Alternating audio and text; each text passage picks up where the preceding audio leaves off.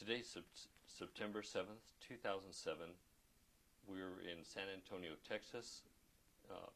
The event being the reunion of the 141st, also known as the Alamo Regiment.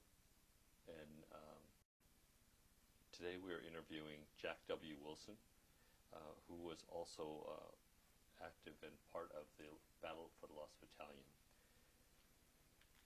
Jack, I want to thank you on behalf of Go for Broke for being here and agreeing to do this interview. Oh, thank you for inviting me. Would you please start I'm proud to be involved with the 442. To me, that was one of the best fighting outfits we had. Great. Would you please start off by stating your full name, place, and date of birth? My name is Jack W. Wilson. I was born in the town of Newburgh, Indiana, on the banks of the Ohio River.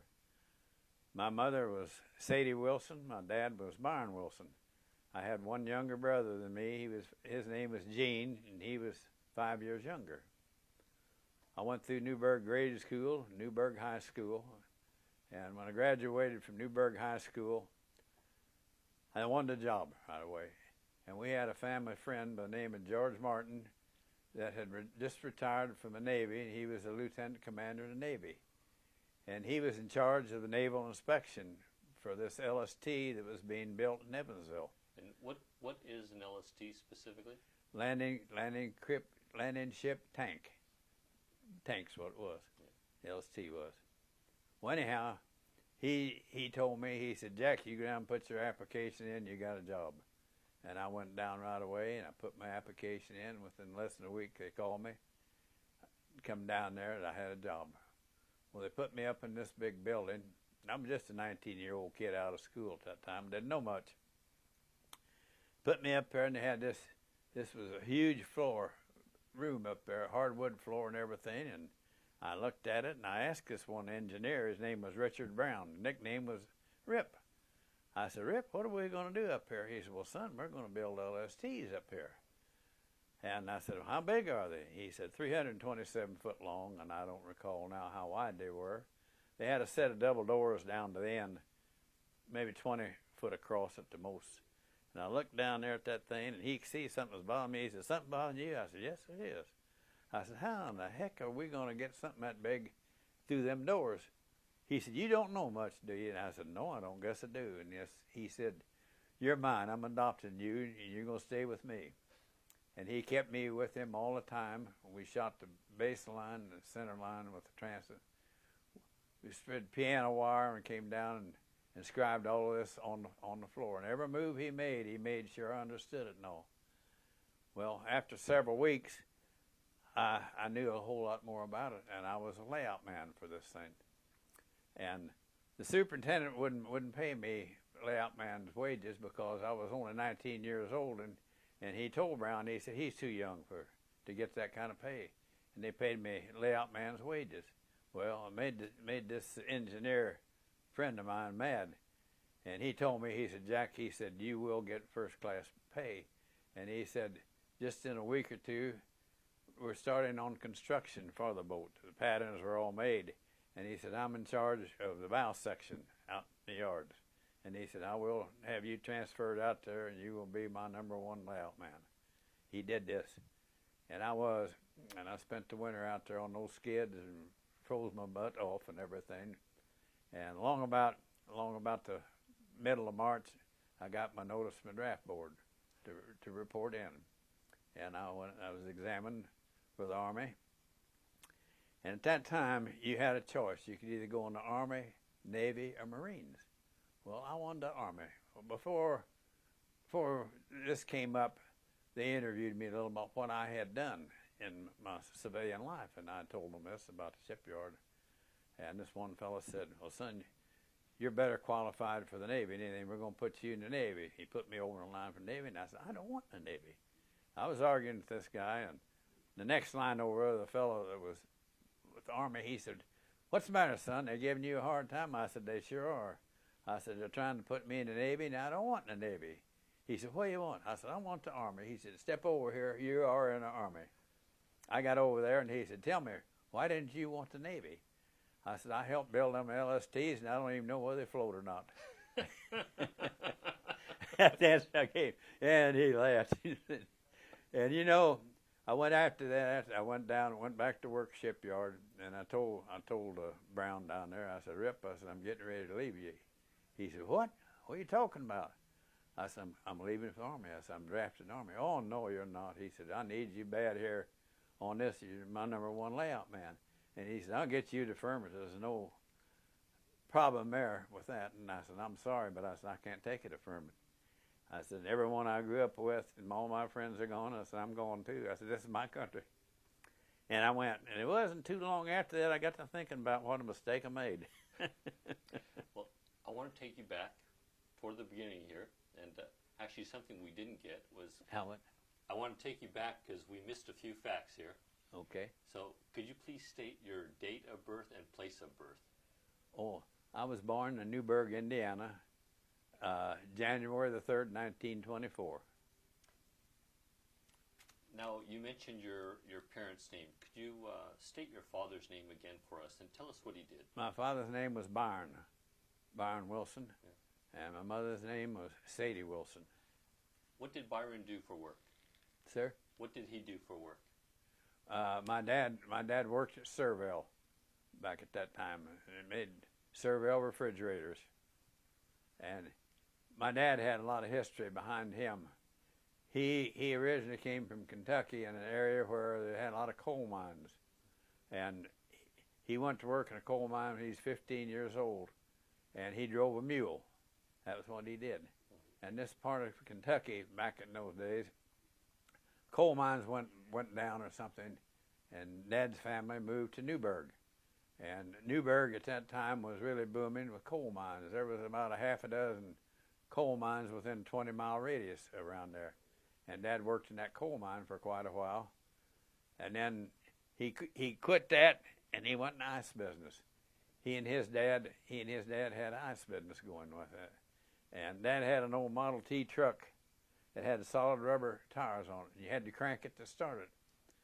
And every morning he would go in early to Evansville, Indiana, to this ice house to get a load of ice. He'd bring it back, and Dad had a wagon with a mule to pull it, and Grandpa had one. And Dad would deliver ice from one end of town, and Grandpa would deliver it another. And through the summertime there, when I was about 6 or 7 years old, they had a small ice house out on the sidewalk right in the heart of town of Newburgh, and I had to stay there, and I took care of the ice house. I could pick it. I could pick any size, but I couldn't carry it. I was too little to carry the ice. But I'd spend my days there doing that in the summer, taking care of the ice house. Describe your father for us physically. What did he look like? What? Describe your father physically. What did he look like?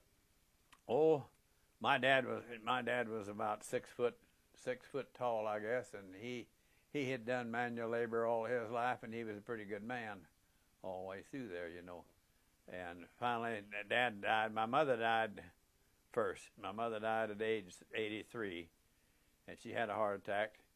And Dad died just about a year later than that. And he'd kind of got off of it then. He wasn't quite all there and all. And he was 84 at the time he died. Okay. What was his demeanor like? Was he a jovial guy or very serious? Well, yeah, Dad'd go along with anything like that as far as that goes. And I remember back during probation back there, Dad made homebrew all the time. And back in those days, my mother had a cook stove that used coal for it, and we had a heating stove in the living room of the house. That was coal stove. And Dad kept his crock that he made homebrew in behind this stove. It made it work faster, hotter, you know. And it was about a 15-gallon crock, I guess. And every so often, some of his buddies would come over and knew Dad made homebrew, and he said, "Byron, you got any homebrew?" He said, "I think it's almost ready to bottle." I remember this one time real in particular. They went in there and he took a tin cup and took a drink. He said, "Yeah, that don't taste bad." And they sat there and spent the evening drinking out of that crock with them tin cups, and the beer wasn't even bottled yet. In fact, I don't think it was even through working. back in those days, people didn't have anything like that. Well, I was born in '24, and this was in the '30s, early '30s, and all. And like I said, I knew everybody in this little town of Newburgh at that time because I roamed all over Newburgh. And when I knew every bootlegger in town of Newburgh. And the bootleggers, they had a hard time getting bottles. They wanted pint bottles and quart bottles to put their wine, whiskey in at that time. And it was hard to get. And when the river would come up and go down in these drift racks, I'd go through the drift racks and I'd find these bottles. And I would sell them to these fellas. Give me a nickel a piece. And back in those days, that was a good price, you know. I had a little old wagon. I'd go down there and I'd load it up with them bottles, and there was about 3 or 4 bootleggers that I knew for sure there in town of Newburgh. I knew all about bootlegging. Hell, it was something else. And we got on with that, and we moved. We lived real close to Newburgh grade school at that time, and we were there in that area, I guess, for about 4 or 5 years. What was Newburgh grade school like? Describe was it a one-room school or multiple? No, buildings? it was a large building, but at that particular time, they didn't have any indoor plumbing in it, and they heated with coal furnace. And when I was in about the 5th grade, I believe it was, we had a teacher there. Her name was Lula Farrell, and she loved to paddle kids. And every day she'd either paddle me or 2 other boys, sometime all 3 of us. And you didn't have to do much to get a paddling. And we wouldn't cry if she killed us. You know, we'd laugh when she was doing it, made her mad and all that. Well, like I say, we had no indoor plumbing. They had old outhouses out back. And I'd watch, and when she'd have to go out there to the toilet, I would go up to the desk and I'd get her paddle. And I'd take it down in the basement in that furnace and throw it in the furnace, burn it up. Well, our janitor, after about the 3rd round, that he had to make our paddles again. He caught me down there one day, and he said, "Jack," he said, "I'm tired of making them damn paddles." And he said, "I know you're burning them up." He said, "I'm going to use one on you if you don't quit." But I didn't quit, and he didn't paddle. I went all through grade school that way. We had another teacher, I guess it was my 8th grade teacher. Her name was Seabolt, and she carried a 3-corner ruler in her hand all the time. And I was in trouble all the time because I guess I liked trouble as a kid. And they had one row of seats where one seat was out ahead of the rest of them. It was right in the middle. And she would stand up there and she would wave her hands around with this ruler, and occasionally she'd hit me accidentally with the ruler. Now, this one time, we had a piano in there, and she would play the piano. She was a large woman. I guess she probably weighed over 300 pounds. She went over and she sat on that piano stool, and it broke. She hit the floor. Well, a bunch of kids, we all got to laughing. She come up there and hit me with the ruler. I was the one that got hit. And I wasn't the only one laughed on. I went on there, and we had another teacher in there. And our 8th grade teacher, his name was Lester Skelton, and he was a real nice person, but he didn't like to whip kids. And I had this other teacher there, I guess when I was about the 7th or 8th grade, maybe it was. Miss Seabolt, no, she was in the 6th grade, and I had this other teacher. I didn't think what her name was anymore. Anyhow, she got tired of paddling, and she sent me down there to the principal of the grade school, and I knocked on the door, and I knew him well. His name was Lester Skelton, and Mr. Skelton said, "Jack, what do you want? What are you here?" I said, "The teacher sent me down here for you to spank me. She's tired of this spanking." And he said, "Well, I don't want to do this," but he said, "I guess I have to." Well, the kids in that class of his got to laughing about it, and he spanked me, and of course I never let out a whimper from it and everything, and that was it, you know. Well, it so happened this teacher sent me down there. Abel was her name, Martha Abel. Her husband was a teacher in high school, and he was in charge of our basketball team, which wasn't much back in those days and everything, you know. And he taught different classes. And about the first week, when I was a freshman in school, he told me one day, he said, Martha's told me about you. He said, I'm not going to put up with any of your crap. And he whipped me a time or two. It didn't do any good because I don't know, back in that days, if you didn't get in a fight or something once a week, you didn't have a good week. Anyhow, I went on through that. I graduated from high school, and I was out about 3 days, and we had this friend. You want me to go on and tell about that shipyard now? Well, actually, I'd like to talk about your mother a little bit, too. About what? Your mother. My mother? Yeah, describe her. What did she look like, and what was her demeanor like? My mother was a fine person, and she liked to write poetry. And she had quite a few poems that she wrote, and I never did get them. My brother beat me to them. He got them when she died. And my brother, there's a lot of history in my mother. My mother's maiden name was Lynn. And in the town of Newburgh, there's a road, Lynn Road. It's named after her ancestors. Her father's name was Anderson, and they were connected with Daniel Boone and that bunch. And there's a road in Newburgh named Anderson Road after them. I have 2 roads in Newburgh areas named after my ancestors. And this one family of Boone's, a town, it's the county seat at Newburgh, Warwick County, is named Booneville. And it was some of Boone's ancestors that settled in Booneville and ran it. And there was another one of the Boones, I believe it was Ratcliffe Boone. I had heard this from history down there, that when he first came to Newburgh, there was nothing around that area. And he slept in a tree down on the river for a while. His name was Ratcliffe Boone. And they ended up, as time went on, he was the first congressman or senator from down there in Indiana. And ended up, it said he was the first politician like that had to pay a fine. He got in a fight with someone and he was fined for it. And so I had quite a bit of history with my ancestors and all, you know. What kind of things did your mother, was she a housewife? Did she work? She was a housewife. And back in those days during the Depression, my dad was out of work a lot there for a while. And he ended up working on the WPA for a while. And they were building roads in that area. And Dad had a mule with a slip scraper, and he cut the dirt to make these roads with.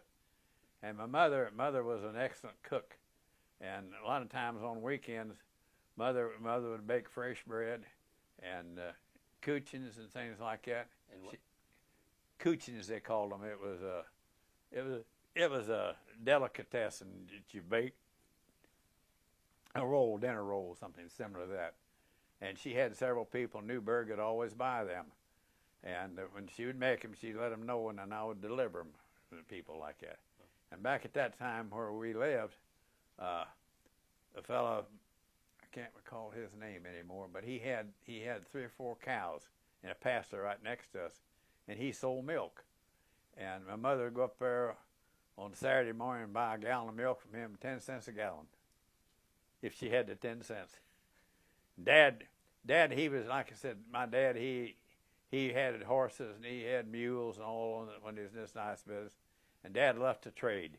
He was always trading for something or another. And we always managed in the fall of the year, Dad would manage to trade for a hog.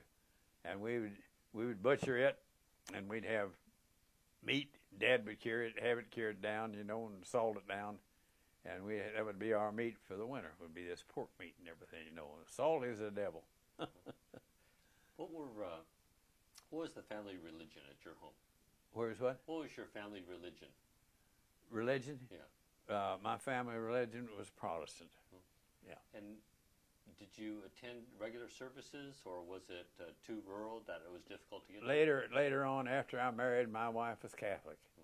And we had 3 daughters.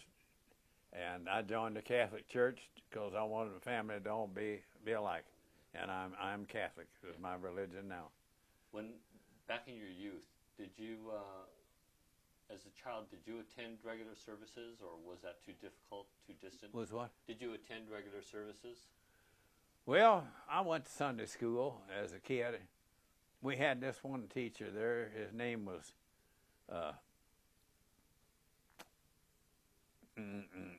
Tom Martin, and he owned a factory, a small factory in Evansville, and he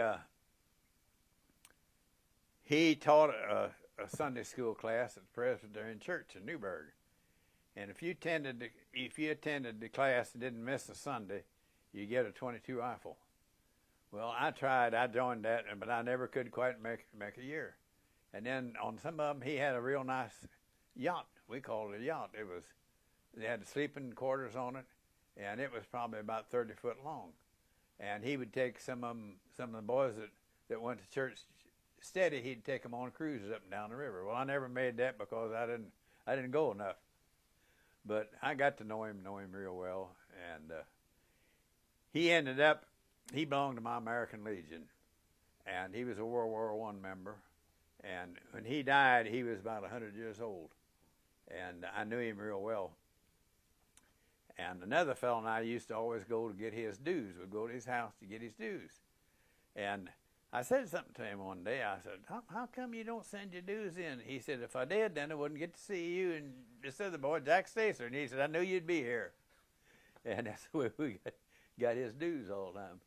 And he was one of the last members, I think, we had in our Legion post that died. And he died around 100 years old.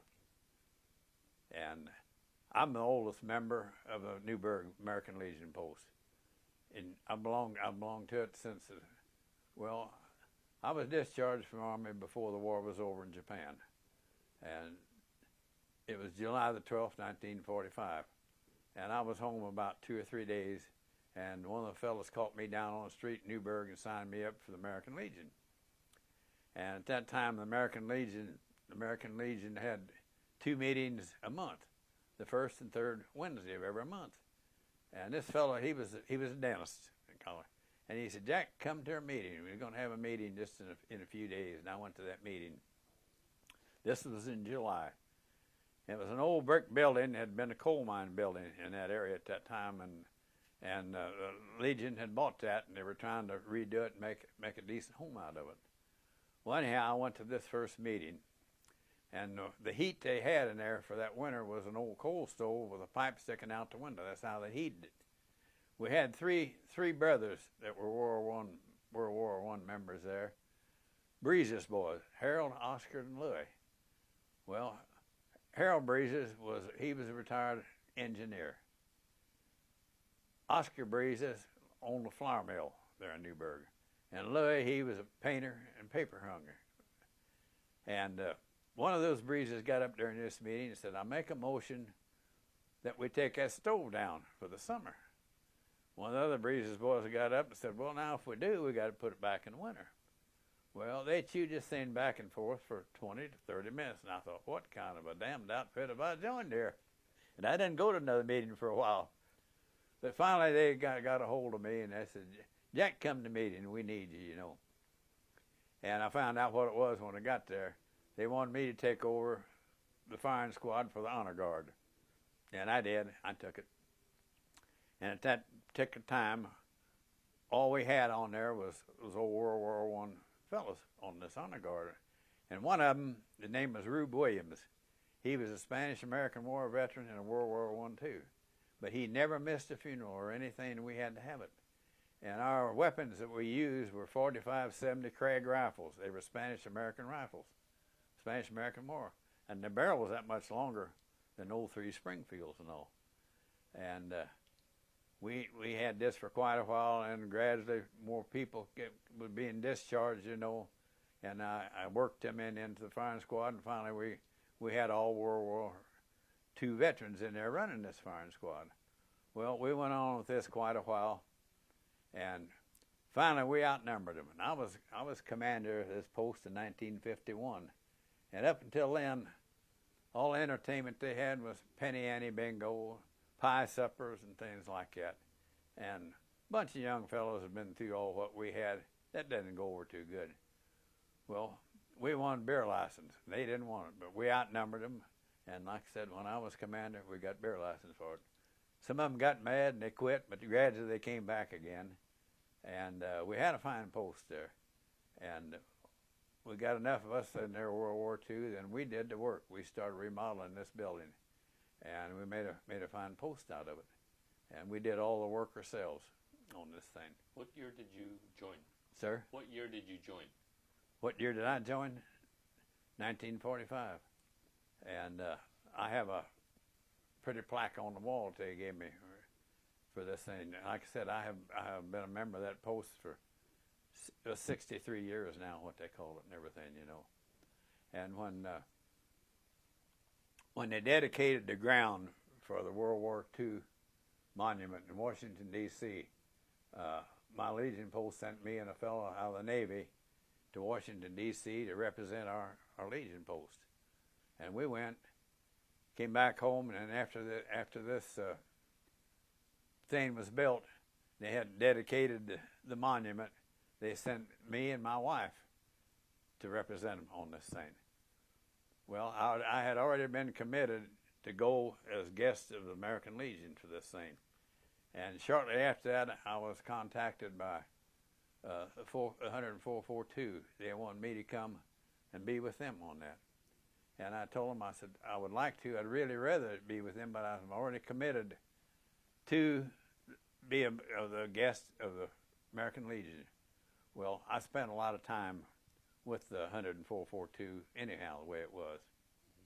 And because I knew several of those boys and all, you know, and I was interviewed by several of them several different times, and I met the one fellow, I can't recall his name now, that had got the Congressional Medal of Honor after the war was over. They got him, you know. There was so many complaints because those boys didn't get the medals that they deserved, and they did get this, and he was there at this thing, and we were all interviewed and everything, and that was where I was interviewed for, gosh, about an hour and a half.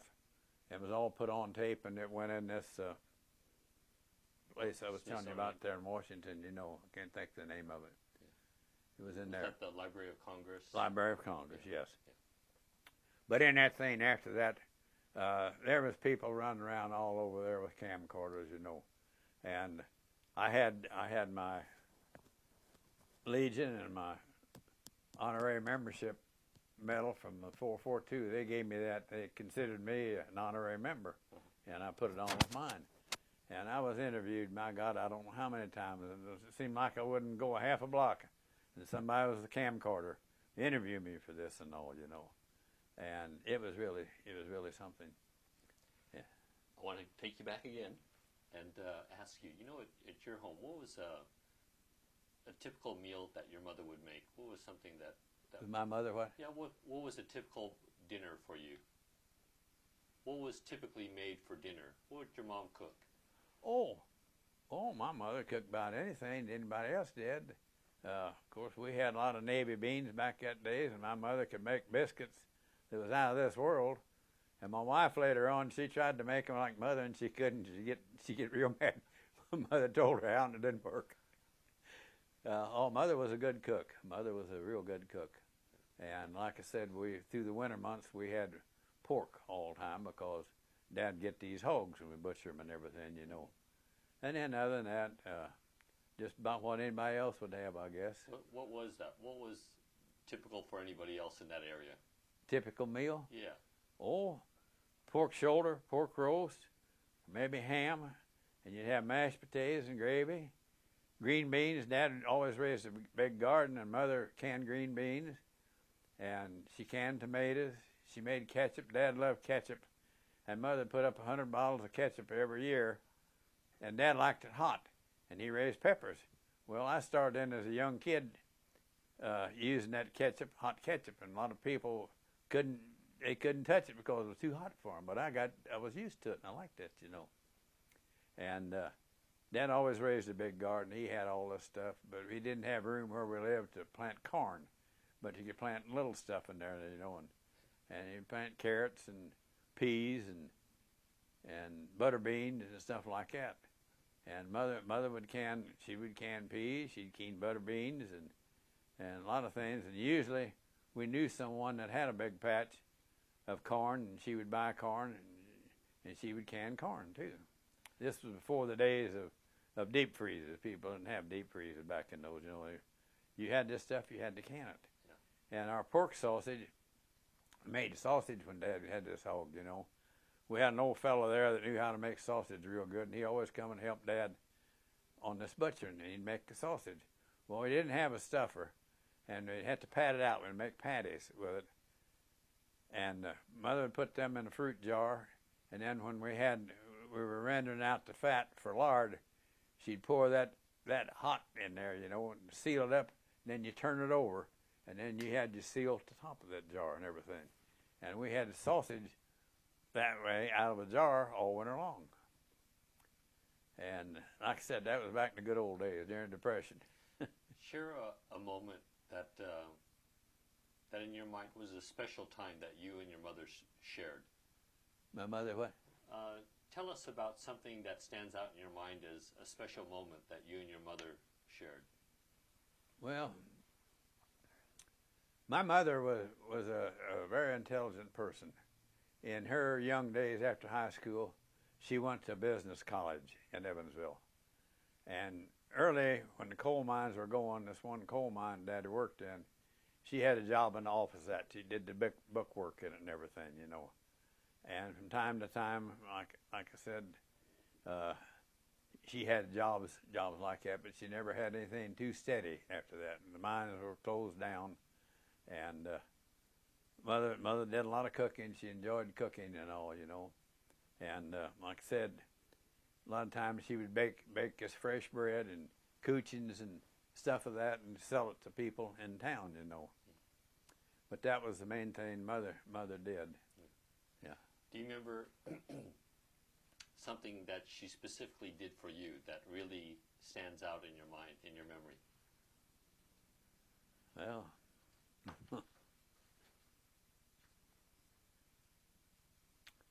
I really can't think of anything outstanding. She was a fine mother. I can say that. I wouldn't have a thing against my mother. My mother was a good person. Let me ask you the same question about your father. Do you have a particular memory of something you and your father did together? About my father, I'd rather not record it. Okay. My father wasn't that fine of a father, and he wasn't that fine of a husband. Okay. But he did work. I'll say that. But other than that, I wouldn't elaborate.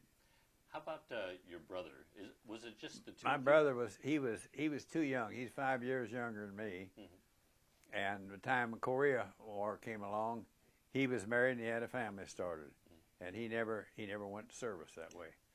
But he and his wife had 3 sons, and one of them, the oldest, he ended up in Vietnam, put a lot of time in Vietnam, and he had a pretty rough time over that. And he is retired now. When he came out of service, he went to work for a Corps of Engineers on these dams up and down the river, and he was a diver for them and everything. And he retired from that, and he lives up in my neighborhood now. And he helps me quite often on things when I need help. Could you restate your brother's name and tell me what did you guys used to do as kids to? Well, my brother's name was Gene Anderson Wilson. They named his middle name was named after my mother's family. They named him Gene Anderson, and he grew up working in factories around there and everything. And his main job through life was he worked at Whirlpool in Evansville. They made refrigeration units and everything, and he spent most of his time in there. And he retired from Whirlpool, and of course he's retired now from it. And his wife ended up. She worked in an office at Whirlpool, and she retired before he did. And they both are retirees from Whirlpool. And they had 3 children. All 3 of their children were boys, and all 3 of mine were girls. And it was so funny. We had a doctor. I worked in the drugstore a lot there. I started in the drugstore, I guess, when I was about the 7th, 8th grade, I guess it was. I had a fellow by the name of Clarence Westfall. He bought out a drugstore there in Newburgh, cleaned it up, And back in those days, they were just starting out some of these places having ice cream machines where they made their own ice cream. Well, he had the first one in the area that way. And he bought a cart to put it in. And he hired me at that time. I would go up the old dam. I'd take it up to this old dam in Newburgh. A lot of people on weekend would like to go up there. They'd sit and watch the boats go through. Well, I'd push that cart up there and I'd sell ice cream and everything. Well, it wasn't too long after that, he said, Jack, he said, you'd be a better clerk. And he put me in the store as a clerk. And I was a clerk there until I graduated from high school. And he wanted me to stay. He said, if you stay here, he said, I'll help you to be a pharmacist if you want to. And I thanked him, but I said, I don't care for that kind of work. And I didn't. But through your school years, besides getting into trouble, what other sports did you enjoy? Whatever, what? I say, through your school years, besides getting into trouble, what other sports did you enjoy? Oh, I used to get in a lot of fights. We had the upper end of town and the lower end. The upper end of town was called Goose Heaven. No, the lower end of town was called Goose Heaven, and the upper end was called Dutch Hill. Well, this is back before the days of TV, marijuana, and all this stuff. And the main thing back in those days was to get in a fight. And we would get in fights with boys from both ends, and the next day we'd be friends. We'd be playing again. And one of our main things in town of Newburgh was being on the river, and that's where we'd swim. And they had this one place straight down from where the post office was. The water was real deep, and the riverbank was all growing up, and you could stand on that bank and dive right in. It was that deep. Well, back in those days, all boys wore was a pair of blue jeans, maybe barefoot, nothing else, And we swam naked down there all the time. And occasionally we'd get out and we'd float down the river to where the commercial fishermen had docks. Well, we'd dive off of them all the time, still naked. Some woman would drive down Water Street and she'd see naked boys out there. She'd get a hold of the town marshal. I knew him real well, and he knew me real well. Well, he knew who it was. It was either me and two other guys. He would call our dads and tell them about it. Said, you got to do something with them damn boys, because he said, they're swimming down there naked.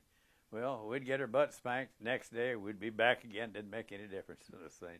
When I was 13 years old, I swam that river. It was supposed to be a mile across at that time. And another fellow, a good friend of mine I grew up with, his name was Glenn Carroll. And he and I had swam out to about a third of the way. It had a red buoy marker out there. We swam out to that, and we swam back. And the time we hit the bank, some friends of ours come up in a boat, rowing a boat, and they knew what we had done. Said, you guys want to swim the river? We'll pull a boat with you. We said, well, we'll. And Glenn and I jumped in. We swam that river, and they pulled that boat beside us. And we were 13 years old. And my God, I couldn't swim any distance anymore now, I don't guess. But that river was our playground back in those days, And used to, one of the things we loved to do, back then all the big steamboats on the river were stern wheelers, big paddle wheel. And they made huge waves. And it was really great to get out there and catch those waves. You go up and you go up and you go up and go down. And we'd see one of these boats coming like that. Man, we'd run down there and jump in the river, strip off and jump in the river and swim out there. We'd try to get as close to it as we could to catch them first big waves. Well, this one time, another buddy of mine, Jack Shackles was his name, he and I had swam out to do that, and we got too close to this paddle wheel. And I could feel it drawing. And I thought, man, we're in trouble here. And I was fighting that water like crazy, and Jack was too. Well, that broke us from the habit of doing that, because we were fortunate we got out from under that. And a lot of times when boats would come down the river, if there was two of them too close, one of them would pull in the bank there sometime and tie up. And they had this one boat there. I believe the name of it was Sandco. It was a stern wheeler and all too. And they pulled in. They were there quite a while, and we were down there swimming. And Glenn Carroll said to me, he said, wonder how it'd be to dive off that pilot house of that boat. I said, I bet it'd be fun. I said, see if we could do. And we watched when there was no boat hands around there close. And of course, we were naked. And we jumped on that dang boat. We got up there, and we got up to the pilot house before they knew we were there. And these deckhands were chasing us, and we dove off the pilot house, that thing. Oh, well, like I said, the river was our playground. When during your school years, what was your favorite subject? My favorite subject? History. History and spelling. And now I can't spell anything. What about history was your favorite? But what? What made history your favorite subject? Oh, about the days of Daniel Boone, Davy Crockett. That was my favorite. There was Tarzan. I like that. Edgar Rice Burroughs books.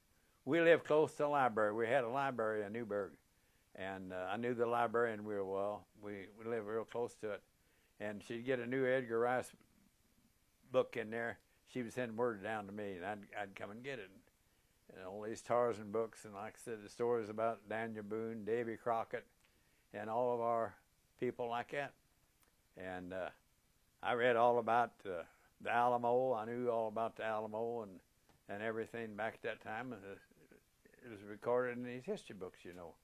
And I knew a whole lot about all that stuff as a kid because I enjoyed that, and that's what I read a lot of it, and all I could get a hold of, you know. Yeah. How about entertainment? Did you go to movies, listen to the radio? I remember our first radio was when Dad was in ice business. And when he was through with this truck in the evening, he'd pull it up to the window. And we had, I don't know what kind of radio it was at the time, but it was a battery-operated radio. And Daddy would take the wires down, open the window and put the wires onto the battery of his truck. And then we'd listen to the radio. And I remember old Amos and Andy. That was one of my old favorite ones. And gosh, who was some more in there? I don't know. But it was real important to us to listen to those at that time, you know. And like I said, sometimes we'd run it too long and run the battery down on Dad's truck, and he'd have to get out there and crank it the next morning. You had to crank it about half time anyhow, you know. He didn't have floorboards in it on my side, and a lot of times through the summer months I'd go with him down to this ice house, and I had to be careful because half the time I was barefoot. Where I put my feet, or I'd get my feet burnt. And I loved dogs back at that time. And people around there were always giving me dogs, and Mother and Dad didn't want all these dang dogs around there, you know. And Dad was out when I wouldn't know it. Dad would load them up in that ice truck and take them to Evansville and turn them loose down there. And I had one dog there I had for quite a while. And the guys down that ice house, they knew all this. And this one time I was with Dad down there, and he had just dumped a dog of mine down there. It was part German Shepherd and part something else. It was a big dog. He said, "Jack, we found your dog running on the street over, and they gave it to me." Well, this time Dad had somebody that he knew real well that was back and forth across the river all the time. And Dad talked him into taking that dog over in Kentucky and dumping it. It ended up that dog either swam that river or somebody brought it back again. Within a few days, I had my dog back again. And back in those days, like I said, I was an old river rat down there, and I knew all the commercial fishermen. A lot of those commercial fishermen, through the winter months, they worked in the coal mines. Well, in the summer, there wasn't that big a demand for coal, and they were commercial fishermen. They put out trout lines, and they had docks out there, and they had fish boxes they put the fish in. Back in those days, a scale fish sold for 10 cents a pound, and a catfish for 15 cents a pound. If you wanted fish, you went out there and they raised a box, and you picked out what you want, and they cleaned them for you. Well, I had two different fishermen that I worked for over the time down there. One of them name was Sherm Lance, and he was a character, that bird was. He was a old World War I veteran, and he'd get drunk, and he'd get in fights, and he'd end up in jail. And I helped him get his bait, go out seeing bait for his lines, helped him put them out. And when he'd be in jail, I would take care of his lines, and then I would sell his fish for him. He'd get out of jail, I'd give him money, he'd give me half of it. And they had another fellow there that got in the fishing business. I don't remember his name anymore. I worked for him for a little while, and it was the same thing with him, you know. And anytime I wanted a boat, nobody had motors at that time. You rode these boats. Mm-hmm. And it was two motors on the Ohio River down there. And one of them, the fellow's name was Chase, Henry Chase. And he was a fisherman too. And he had a contract with the post office. directly across from Newburgh was a little settlement called Mary Jo City, and they had a post office and a grocery store over there. Well, Chase would make 2 trips a day, taking mail over to Mary Jo City and bringing it back. And I would go with him occasionally on that. And I got to know the fellow real well over that ran that grocery store and everything. Well, this guy, he was a big clown that run that store, and he liked kids and liked to fool around with you. And he planted a watermelon patch on the riverbank right across from his store. He was baiting a bunch of us kids, you know, and I knew about it, and I told some of the boys, and we'd go over in boats, and we'd get watermelons, and we'd swim out there and eat watermelons, you know, and he knew he didn't care because he raised them for us to start with, you know. And had another fellow in Newburgh by the name of Jim Hunget back in those days, and he raised a lot of watermelons. And Glenn Carroll and I, we found out about it first. And we'd go up this old railroad track, and we'd slip over, and we'd crawl on our belly out to there to get these watermelons. And he saw me down in town there one day, and he said, "Jack, you and Glenn quit that." He said, "Oh, you get all the watermelons you want. I don't care." But he said, "Quit crawling through that patch, you're tearing my vines up." We had another fellow lived outside of Newburgh. His name was Frank Saucy, and he raised a lot of watermelons. Well, kids find out about that. They belonged to the kids, and we was getting watermelons out of that. And I wasn't in the group went over this one time and got them, and they all got diarrhea from it. We found out he was taking a syringe and shooting laxative in there. that put a stop to stealing his watermelons. Oh, we had all kinds of fun down there with this stuff and everything, you know. And carried a slingshot. I could kill pigeons and birds with a slingshot. I could shoot that thing almost as good as I could a rifle. I carried marbles in one pocket and rocks in the other. And this town marshal, he'd see me, he'd shake me down from a slingshot, you know. And he had 2 grandsons. One of them was my age, and the other was my brother's age. And I was over at their house one day, and I saw this one there. Joe Bob was his name. He had a slingshot around his neck. I looked at that. That was my slingshot. His grandpa gave him. Well, he and I got in a fight right there, and I took my slingshot. And next time I saw Joe Jones, I got on him for giving my slingshot away instead of tearing it up. He'd tell us he was going to tear him up, and he wouldn't. He'd give him to his grandkids. But back in those days, he was all the town of Newburgh had. He was the town marshal. He was the dog catcher. He was the road superintendent. Anything that had to be done, worked on the streets and everything, that was his job. That was a one-man job down there, and he had that for several years. When did you graduate high school? What did I? When did you graduate high school? What year did you graduate from high school? 1942. I was working at the drugstore on Sunday morning when Pearl Harbor was bombed. And I was a senior in high school at that time, and we had a few boys in there quit, and they joined the Navy and the Army at that time. And I thought about it, but my mother, I said, "No, don't you do that. You go on and finish high school," which I did, and I got away from it, you know.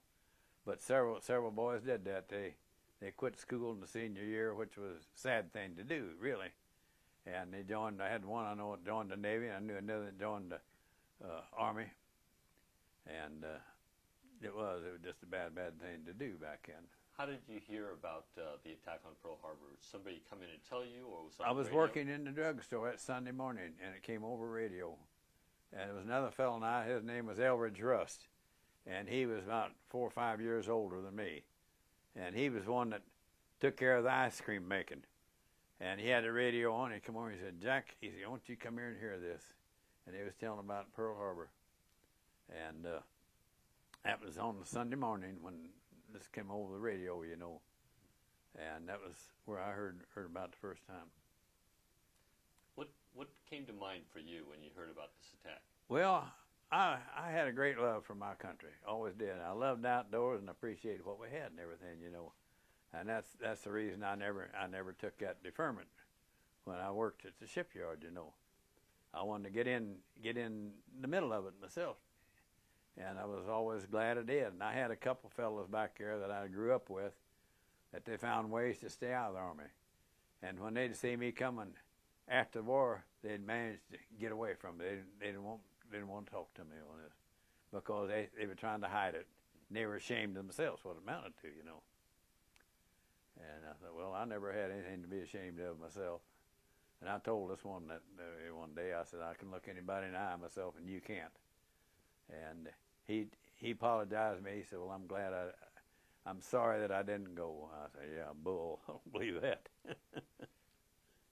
When you heard about Pearl Harbor, well, actually, before the attack on Pearl Harbor, what do you recall of either in the newspapers or newsreels at movies, hearing either news about Japan and the activity they had in going into countries in Asia? I didn't know too much about it. I knew there was a lot of conflict, and I remember right after the war there, I know at one time so much steel, scrap metal was going to Japan, and about the time that Pearl Harbor hit, people said, well, that's the stuff we got our steel back, but we got it in bombs and all, you know.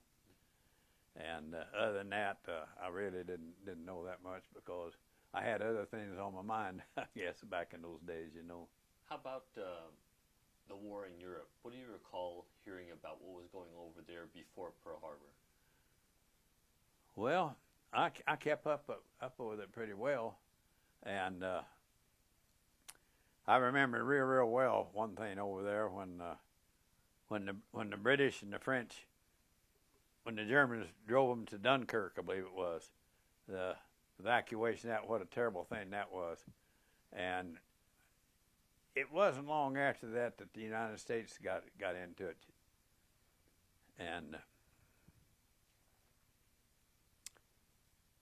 I remember we gave Great Britain quite a few of our old destroyers back in those days because they were losing them for submarines and everything. You know, the submarines were sinking, things like that.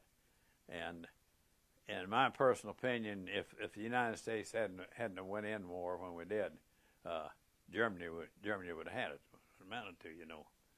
And we actually saved it what we did. And this is the thing now that irritates me so dang bad, that why we have to go over there in Iraq and do this stuff. Countries over there, France, England, and Germany should be doing some of this stuff that we're doing over now. They should be. And this thing about Iran and their nuclear thing. Well, France now is waking up a little more. And just here recently, it's been on the news that this new president of France said they should be taken out.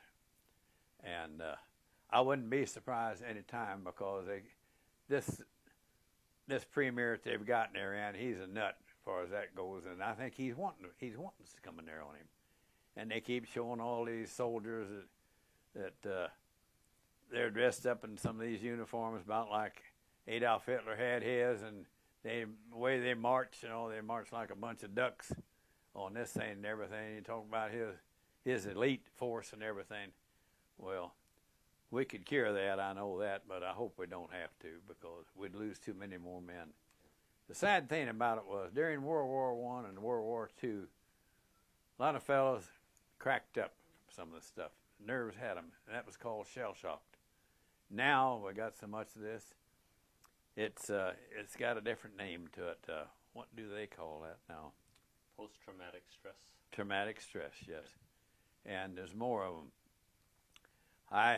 I go to a VA clinic here in Evansville occasionally for different things, and I was in there about 2 months ago, and they're overloaded with people in there now. And I asked this one lady, I said, are you getting a lot of these boys in there with this traumatic stress? She said, we're covered up with it. And it's sad. The thing of it is with those boys, if you're over there, I know one fellow that's over right now, he's been there twice and he's going again. He's in an outfit that was comparable to our old Rangers and everything. Anyhow, maybe today some of your friends out of your outfit are driving down the road in a Humvee. And they see a vehicle coming toward them. And when it gets up there to them, they detonate this. They blow themselves up and blow the Humvee and kill them. Tomorrow, you're in a Humvee. you and a few more friends, and you're going that same way. You see a vehicle coming toward you, and you think, should I take him out before he does? And I'm sure there's some of that's been done over there too. Before he presses a button on me, and this works on those people's mind. Buddy of yours, maybe yesterday, was walking down the street in a neighborhood where he thought everyone was good people. Walked past this one guy, he turned around and sticks a knife in his back. You didn't know who to trust. World War II, we knew who we were fighting, and we knew where they were. Most of the time, they were looking down our throat. And it's a sad thing. It's the worst war, in my way of thinking, than we've had in a long time. And I still don't think we had any business over there. I don't care what anybody says. No business at all. And I think I feel like Bush felt like he'd get his hands on them oil wells over there. I don't care what anybody says. Yeah. I want to bring you back to your main story now, and I want to ask you. You know, you told us that after Pearl Harbor. Let's cut that. Yeah, we're going to change that. Did you play any sports during school? Sports? Sure. Did you play basketball or football? I never had time. Okay. All we had was basketball in my school in those days. And I was working at this drugstore back in those days. Yeah, I worked instead of playing. And I had a bank account when I was 15 years old. My first job was with a fellow. He was a college professor. He lived just a few doors from us in Newburgh. And they had milk goats. They sold goat milk. And they had a lot of chickens that sold eggs. And he gave me a job with him every Saturday. I would work. I'd clean out the goat stables and chicken houses, 10 cents an hour. I made $1. I worked 10 hours on a Saturday and made $1 from him. That was my first paying job. How about movie theater? Did you ever have the opportunity to go to movie theater during your childhood? What about the movie? Did you ever go to the movies? Oh yeah. During your childhood? I had a job. We had a movie there in Newburgh when I was just a real young boy. It cost a dime to go to the movie, and if you were with an adult, it didn't cost anything. And I knew everybody in Newburgh. Everybody knew me. And if it was a movie I wanted to see, I'd stand out there until somebody came, and they would take me and say, "Jack, you want to go?" "Yeah." And they would tell them up there, "I'm taking Jack to the movie." I'd go movie free that way. And then later on in life, I got a job working there. I was an usher, and the pay on that was just to get to see a free movie. What was your one of your favorite films, and who were your favorite actors at the time?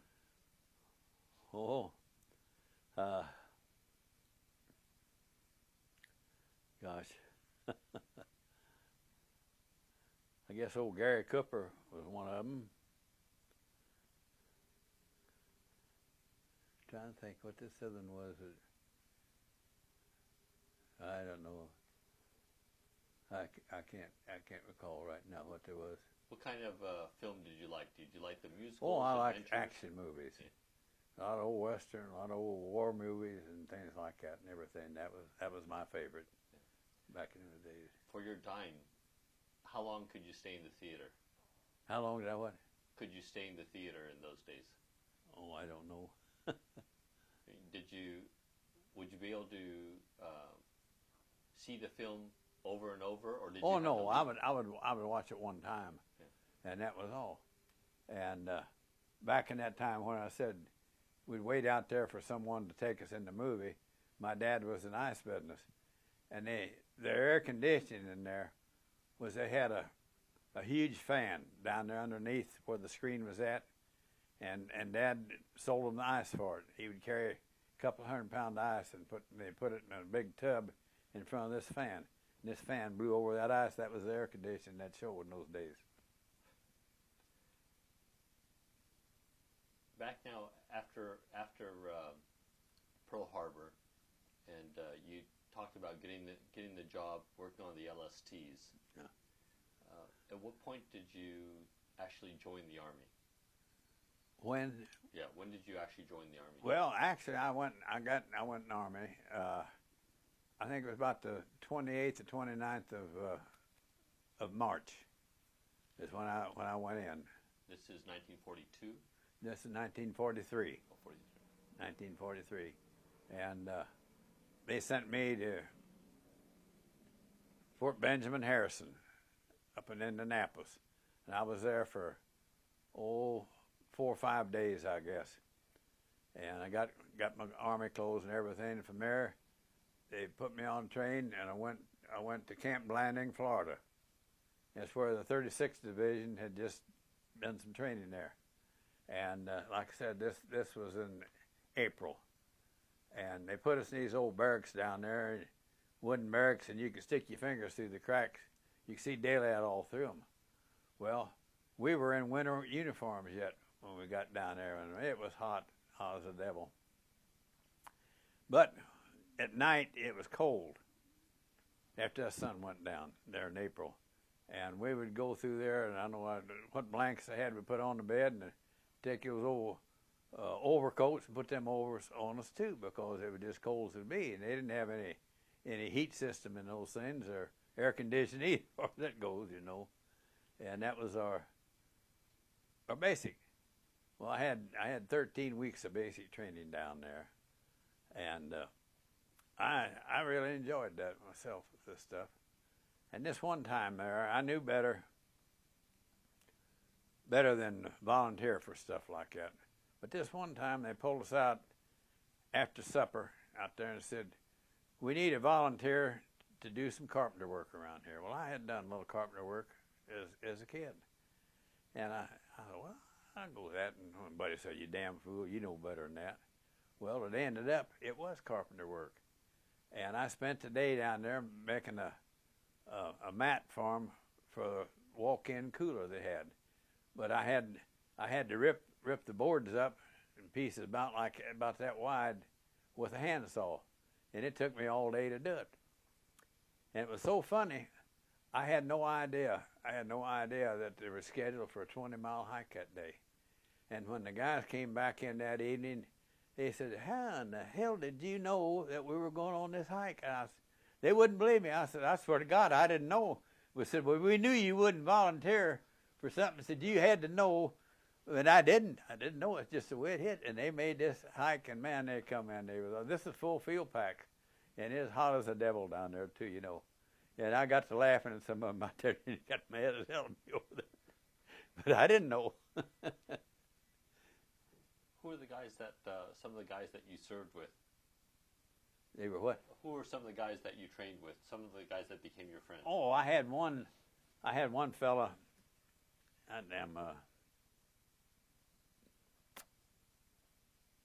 One fella from Evansville. He's dead now. I can't remember his name anymore. He was just a few years older than me, and he worked at Coca-Cola Company before he went in service. And we got to be real good friends. But like I said, some things I can remember and some things I can't. What was the toughest part of training for you? Basic training. It was. When I went in the Army, I smoked. And the first day I ran the obstacle course, I threw my cigarettes away. And I never smoked another time until I got overseas and got under gunfire. Then I started smoking again.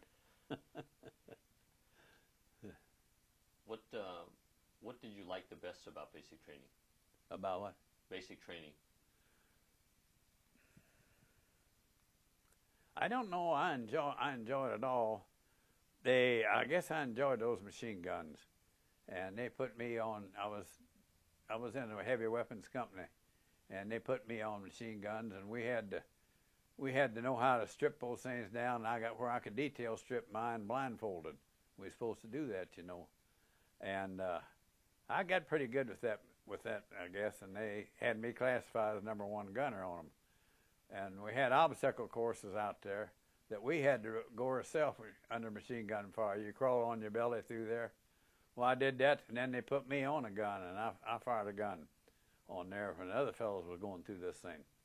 And it was a dangerous thing. During my time down, I heard that some guys did get killed from it.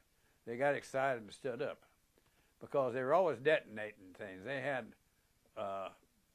things that looked like old shell holes scattered all through there, and you crawled under this wire around them, and they had explosive down in those shell holes, and every so often they'd push a button, and it would go bloom too by the time somebody was there, you know.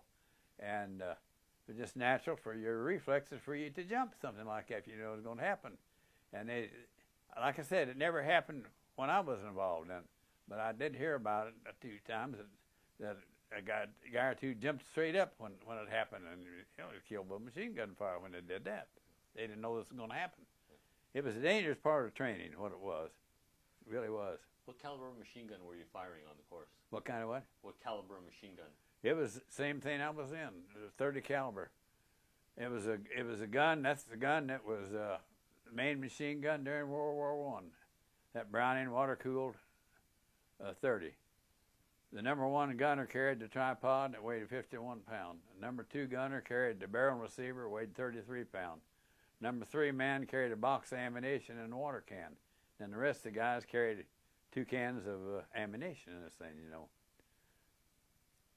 And I don't know, like I said, I was on them all the time. And when my first combat was the 36th Division, I joined the 36th after Mount Lungo there in Italy.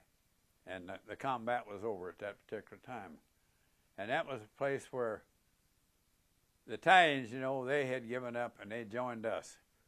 And they had a battalion, a regiment of Italian soldiers there. They wanted to take Mount Lungo. They let them do this. Well, the Germans slaughtered them. They had their metal helmets had feathers on them. We call them peacock soldiers. And when I got there, the battle was over with. One of our groups, and they finally went up there and they took it. They took Mount Lungo. And another fellow and I walked up on the hill where this was at.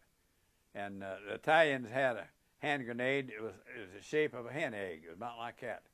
And there was no detonator on anything. I asked somebody, I said, well, how in the world did they use these? He said, what they did, they hit them on their helmet real hard. And that detonated, and then they had 5 seconds to throw it. Well, they must not have hit a lot of them hard because their grenades was laying every place up there on this thing. And the Germans just slaughtered them what they did. They were different kind of soldiers. I don't know, but back to years I remembered before that when Italy invaded Ethiopia. The Ethiopians over there was whipping them half the time, and all they had was spears and clubs. And I got a bad impression of the Italians at that time. When when you guys did land there, now this is what was the battle following this Mount Longo? What was what? What was the first engagement that you were involved in? The first engagement? Yeah. The first main engagement I was involved in was on the Pedo River. And I was number 2 gunner on one of those at that time. That was my first really combat this thing. This night we were supposed to cross the river on a footbridge. The engineers put up a footbridge. We went down there and the footbridge was blowing up. We had to get back up on the hill again and set it up. Well, that evening we were told to zero our 30 caliber in at the edge of San Pietro. And we put aim stakes out there to do this. We could see just about where our bullets were hitting over across the river. And we had aim stakes out there for that purpose. Well, after that first night, we got back up on that hill. We couldn't cross it. They got on the radio that we had a combat patrol over there by San Pietro that was pinned down by the Germans. They couldn't get back out. And we were given orders to start shooting our machine gun in that area. We did, and we didn't get many rounds off until 2 machine guns got to firing back at us. And bullets coming all around us, this thing. And the fellow that was on the gun there, I'm not going to say his name, but he had been with the 36. He was with them at Salerno and everything. He'd had quite a bit of this. He got down the bottom of the hole and he wouldn't fire anymore. And Lieutenant told me, he hollered, said, Jack, get on that gun. Well, I was a 19-year-old boy, and that was my first combat. And I stayed on that gun, and my God, I don't know how many boxes of ammunition I shot that night. Even ran out of water on water gun. Had to pour more water in the barrel. And all at once, these two machine guns was firing back at us, quit. I don't know whether I knocked them out or they just quit or what happened. But about that time, they got on the radio, come back and said, this squad of that was over there on that patrol had managed to get out by this fire that we had put in for them, you know. And they got back out of there, and they managed to get back across the river. Well, the lieutenant told me then, he said, Jack, you're the #1 gunner now. And this other fellow, he told me, he said, you're an ammunition bearer. And I was #1 gunner on that thing after that. Well, that next night, we went down, we were going to cross the Rapido on rubber boats. The engineers brought rubber boats down there, and I was carrying this 51-pound tripod, for I was #1 gunner. Well, we got down pretty close to water's edge, and the Germans threw a barrage in there, and they tore all these boats up. Well, we were told to get back up on the hill again. We had smoke screens out, and you couldn't see much in that area. And the engineers, the Germans had a big minefield down there. The engineers had put a tape down, white tape marking this thing, and they had cleared mines out on one side of it. And this way we were to come back out. Well, this barrage that the Germans threw in there, the tape was blown up. We didn't know where they were. And this lieutenant told me, he said, Jack, he said, get that gun back up on that hill. They were expecting a strong counterattack. Well, I got halfway through this area where I knew the mines were, and all the time I thought every time I put my foot down to step on a mine. And all at once somebody grabbed me by both legs and held me tight and said, please help me, please help me. And I looked down there, both of his legs were shattered. I know he lost that. His eyes was running down his face. He had got on a mine of some kind down there, and he was just blowing all to hell. And Lieutenant hollered at me back there, said, Jack, get back up on that damn hill. Well, I had to shake him off of me and get on up there. And this bothered me more than anything through the rest of that war. And years after, I dream about this at night. And that was one of my main worries from this thing. And other than that, I didn't have too many after that. But my main worry, I guess, when I was in combat was losing my eyesight or being crippled up for life. I never thought that much about being killed, but I saw some of these other fellows the way they were crippled up, and I knew their life was ruined, and they were blind, and I thought, what a horrible, horrible thing. And I thought the lucky was the one that went ahead and got killed from it, you know. Well, we went on. You want me to tell us some more about this? Well, we went on then, and old Mark Clark, who was our commanding general of the 5th Army, he said, if you can't get across there at night, you're going to try it daytime for a third time. Well, General Walker said, I will not send my men across that river another time. He absolutely refused. Well, later on, he was relieved of his command.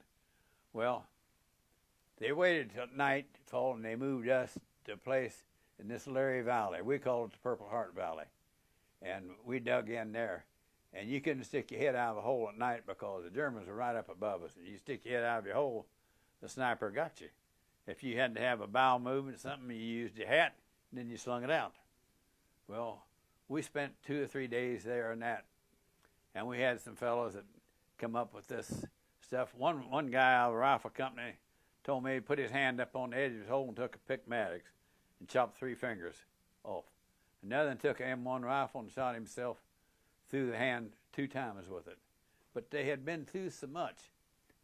On this Rapido River, some of our rifle companies, in the 143 and the 141s who did this, you know, they were down to like 20 and 30 men. And they called a truce down there to pick up the dead. Well, they went over there. The Germans were helping them pick them up, and they just throw the bodies up in these 2.5-ton trucks. And when they come out, it looked like a bunch of fence posts. It was the saddest looking thing you ever saw, to see all those stiff bodies loaded up that way in that thing.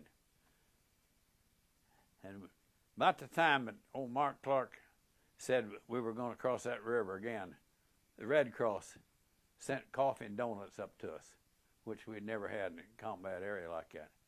The coffee had laid around and it had been warm, I think, for a week. The donuts were hard as rocks and everything. And everybody said, why in the world did they send something like that up there to us? I said, I can tell you exactly why. They didn't want to waste it on us. I said, we're going to be dead tomorrow anyhow across this river, and they didn't want to send good food up here to somebody who wasn't going to be around to use it. And a lot of us, we developed a bad feeling of the Red Cross over that, I'll tell you. Real bad. With, for the fact that later on you'd really have a direct contact with the 442nd, were you aware of the presence of the 442nd at the Rapido No, River? I wasn't aware of the 442nd until we made the invasion in France. I didn't know. I heard later on that they were there, and I think they were attached to the 34th Division. And it was the 100th Battalion, if I'm not mistaken, at that time. And those boys did so good, they thought, well, if they did this good, we'll go to these internment camps where they put them and see if they want to go. And I know I was told 90-some% of them wanted to go. They signed up for it. And I said, well, if they'd put me in an internment camp and then come and ask me if I'd fight, I'd told them where they could have put it. But those boys had something to prove, and they proved it. That's why they were such good soldiers. And they were, like I say, they were some of the best soldiers we had. They had more casualties for an outfit their size. They captured more prisoners for an outfit their size. They got more citations than the outfit their size. And after this Lost Battalion, I heard about this because I was already in the hospital. Mark Clark called them out. He wanted to give out a few citations. He wanted them all lined up out there. And like I said, I was told this was somebody else that was there. They said, Mark Clark said, well, where are they? Where are they all at? I want them all out there. He said, General, this is all that's left. This is all of it. This is actually Dahlquist. Yeah. General Dahlquist asked for that review. Yeah. But anyhow, we went on up through there, and I was in several more engagements. So after the Rapido River, where did you go? After the Rapido River, and like I said, I was in that Larry Valley for a few days, and then we left there at night. We marched into the town of Casino, and we were waiting to go up on the hill. We were going to relieve the 34th Division. Well, I was right up against a big wall around. There was a cemetery outside the town of Casino. And it was a cemetery. And a buddy of mine that I went in with and everything said, let's go into that cemetery and see what it looks like. We went through the entrance, and there was caskets on the side of the wall. There was people in there. You could see the people. It all dried up in some of them. And all at once somebody hollered, don't take another step. And it was a tank destroyer parked right next to that wall. And the fellow had been out of it, and he got up and got in, and he looked in and he saw us. And he said, fellas, he said, the thing is mined. He said, it's full of mines. Well, we got to looking again, and we would see tripwires here and there. And, man, you talk about walking on your toes, tiptoes, getting out of there. We thought every step we took, we thought we were going to step on something. It was mined heavily, but we got out of there without that. Well, the next day, they sent us up on Mount Casalone, what it was. And I had to carry that 51-pound machine gun tripod up that mountain. And when I got up there to where we were going, my arms went to sleep, and they had to take it off my shoulder and lay it down. And Lieutenant told me, he said, Jack, set that gun up where you can cover this one draw down there. And this good buddy of mine that I went in with, Ernie Smeltzer was his name, from Pennsylvania, he was my number 2 gunner on this thing. And I looked over and I saw a ledge sticking out. And I told Ernie, I said, that's a good place for us to go. We'll get our gun in under that ledge. And I said, I'll get up on that rock pile, and I'll roll rocks down to you, and you put them all around us. Well, we did. Ernie got in there with the gun, and I got up there, and I got to rolling rocks down. And I didn't roll very long, and a mortar barrage came in. I guess somebody had saw me up there or something. And one round hit pretty close to me, and I lost my balance, and I fell off of this thing. And I really hurt my back real bad, that thing. The next morning, I couldn't hardly move. It was such bad shape. And the lieutenant told me, he said, Jack, go on down the mountain and walk on down there if you can and go to the aid station. Well, I did. I hobbled down the mountain, and I had a Tommy gun I'd picked up there to have in the hole with us, and I had it with me on my shoulder. And when I got to this aid station, they said, stop right there. Don't bring that gun in this aid station. And the guy wanted to take it away from me, and I wouldn't let him have it. He said, what are you doing down here? And I said, I need some help. I said, I'm injured. Well, where are you bleeding? I said, I'm not bleeding. I said, I had a bad fall and I've hurt my back. Get your ass back up on that hill. Now, wait a minute. What outfit are you in? And I told him, he said, well, we just got a call that some fellows out of your outfit are wounded up there and they need litter bearers. He said, you take these litter bearers up. And I took about 8 fellows up there with their litters. They all had Red Cross armbands on. And I knew right about where this was, and I was showing them around there, and here come a mortar barrage again. Of course, I didn't have a Red Cross armband on me, but I don't think it would have bothered the Germans. I think they would have done it anyhow. And I got wounded in the leg that time. I got a pretty nasty wound in that. Well, after that, some of the fellows I was going to go down the mountain with them to aid station then, and somebody said, well, they had just brought supplies up there shortly before that on muleback, and there's some mules just down here around the corner. Maybe get some of them mules and put some of the wounded on them, you know. Well, they did. They went down, I think they got about 3 or maybe 4 mules and brought up there. Well, they put me on a mule, and that mule stiffened up, and I slid right down its neck. They did that twice. They wanted to do it the 3rd time, and I said, I'll walk. Because we were up above the clouds, and I could imagine going around the curve and looking down there and having that mule slide me off the back. There was another fellow there that was wounded. He was wounded in the rear end. He said, I can't ride on a mule to start with. And he and I helped one another, and we hobbled down that mountain to that aid station. And went there, that guy said, well, you're bleeding this time, ain't you? I said, yeah, I sure the hell am. Well, anyhow, they put, what was this? Sulfamelanite, I guess what we carried. I'd put that on myself when I was wounded out of my own first aid kit and put a bandage on it. Well, they did the same thing to me there. Then they evacuated me by ambulance to another aid station. Well, they redressed my wound and everything again there. And I did this about 3 different times till I got to this 74th Station Hospital. That's where I stayed with this thing. Well, I was there, gosh, I guess about a month and a half. And this wound in my leg wasn't healing up. It just wouldn't heal. And this one doctor told me, he said, Wilson, he said, we might have to, what do they call that? Graft you. You might have to graft this to make it heal. I said, well, how do you do that? He said, well, we scrape this and scrape a place on the bottom of the other leg, and you cross them like that and tape them together for a few days. I thought, my God, what a hell of a thing to do. Well, another doctor came and looked at me, and right away when he saw it, there was a ridge about that high all around that wound. That wound was about like that. And he told the nurse, I said, give me one of these tongue depressors there. And he told me, he said, you hold on, this is going to hurt. And he stuck that in there, and he got raking out that old sulfamelanite. It had too much of it, and it was dried up like concrete, and that was keeping my wound from healing. Well, he cleaned that thing out, and within just a few days, the thing started healing up. And when I was wounded up there, I think it was less than a week, not much over a week, that my outfit was pulled off the line. And they were pulled way back down at that time because they had lost so many people, you know. And they got new supplies, new ammunition, replacements and everything. And I missed all that with them. And I came back to them out of the hospital. That's when we were scheduled to go to Anzio, break through Anzio. So I missed very little combat with my outfit after that.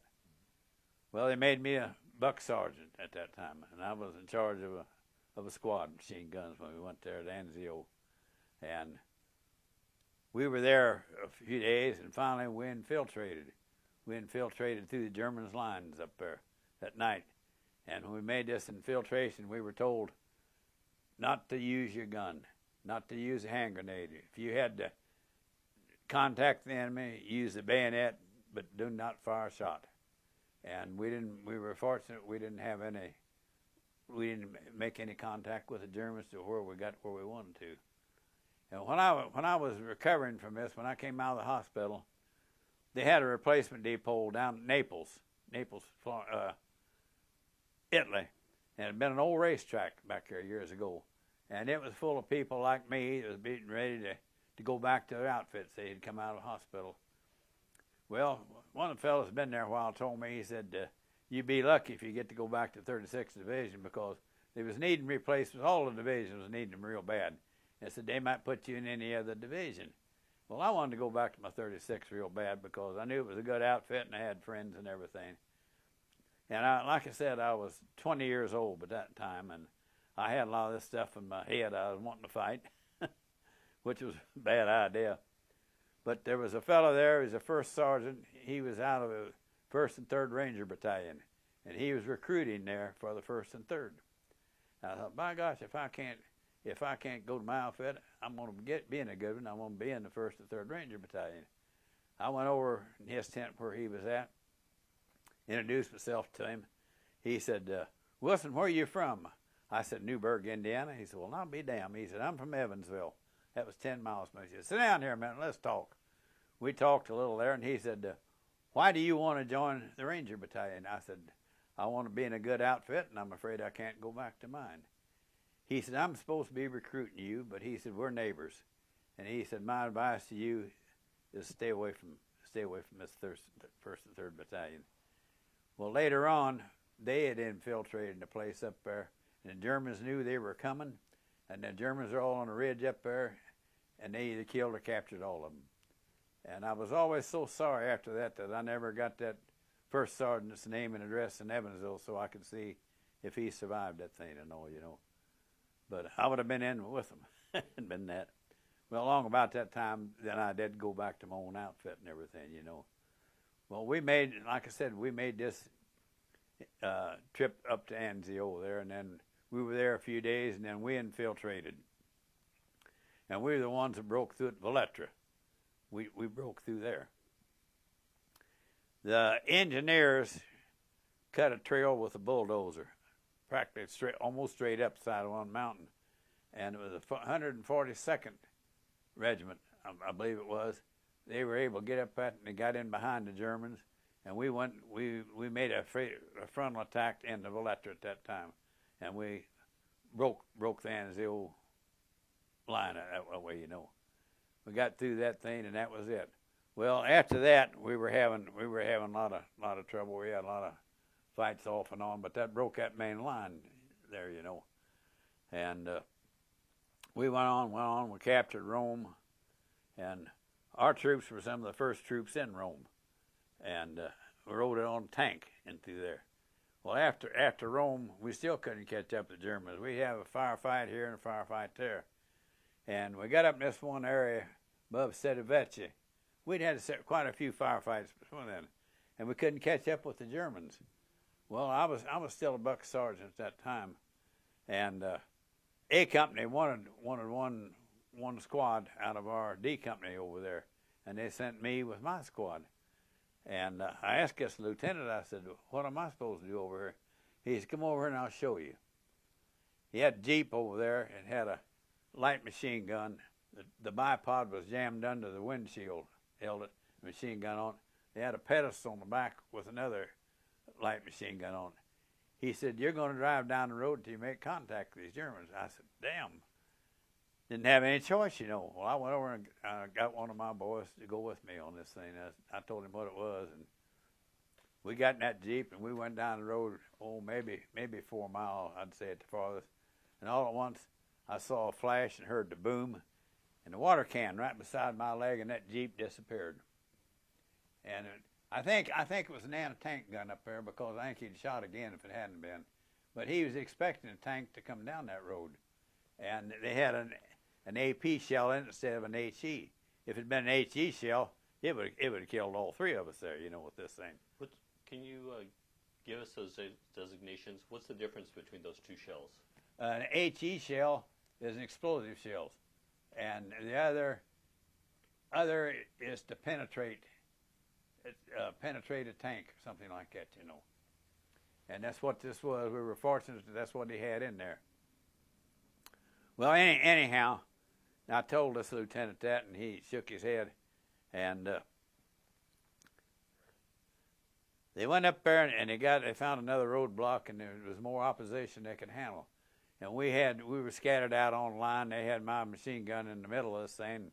In fact, we were out just a little ahead of the line. And we fired off and on all night long in there. And finally, a little before daylight, I noticed there was no one else shooting but us. And we would shoot at we'd see a flash over there from a gun, we'd fire at that flash. That's what we were doing all night long with this thing. And I told one of the boys, I said, crawl back there and see what in the heck's going on, because there's nobody else shooting. He did, and he came back. He said, Jack, there's nobody here. We're the only ones here. And I said, oh, but damn. They'd had orders to withdraw, and they didn't tell us, because we were sticking out just a little farther on this point. I said, we're getting out of here, too. We loaded up our machine gun. I think it was about 5 of us.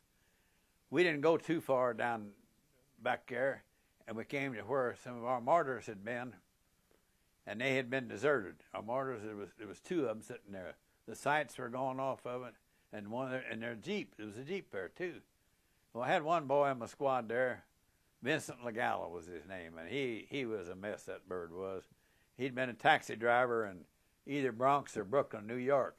And he said, I can drive that Jeep. I said, well, you get on and start it up and drive it. The key was in it.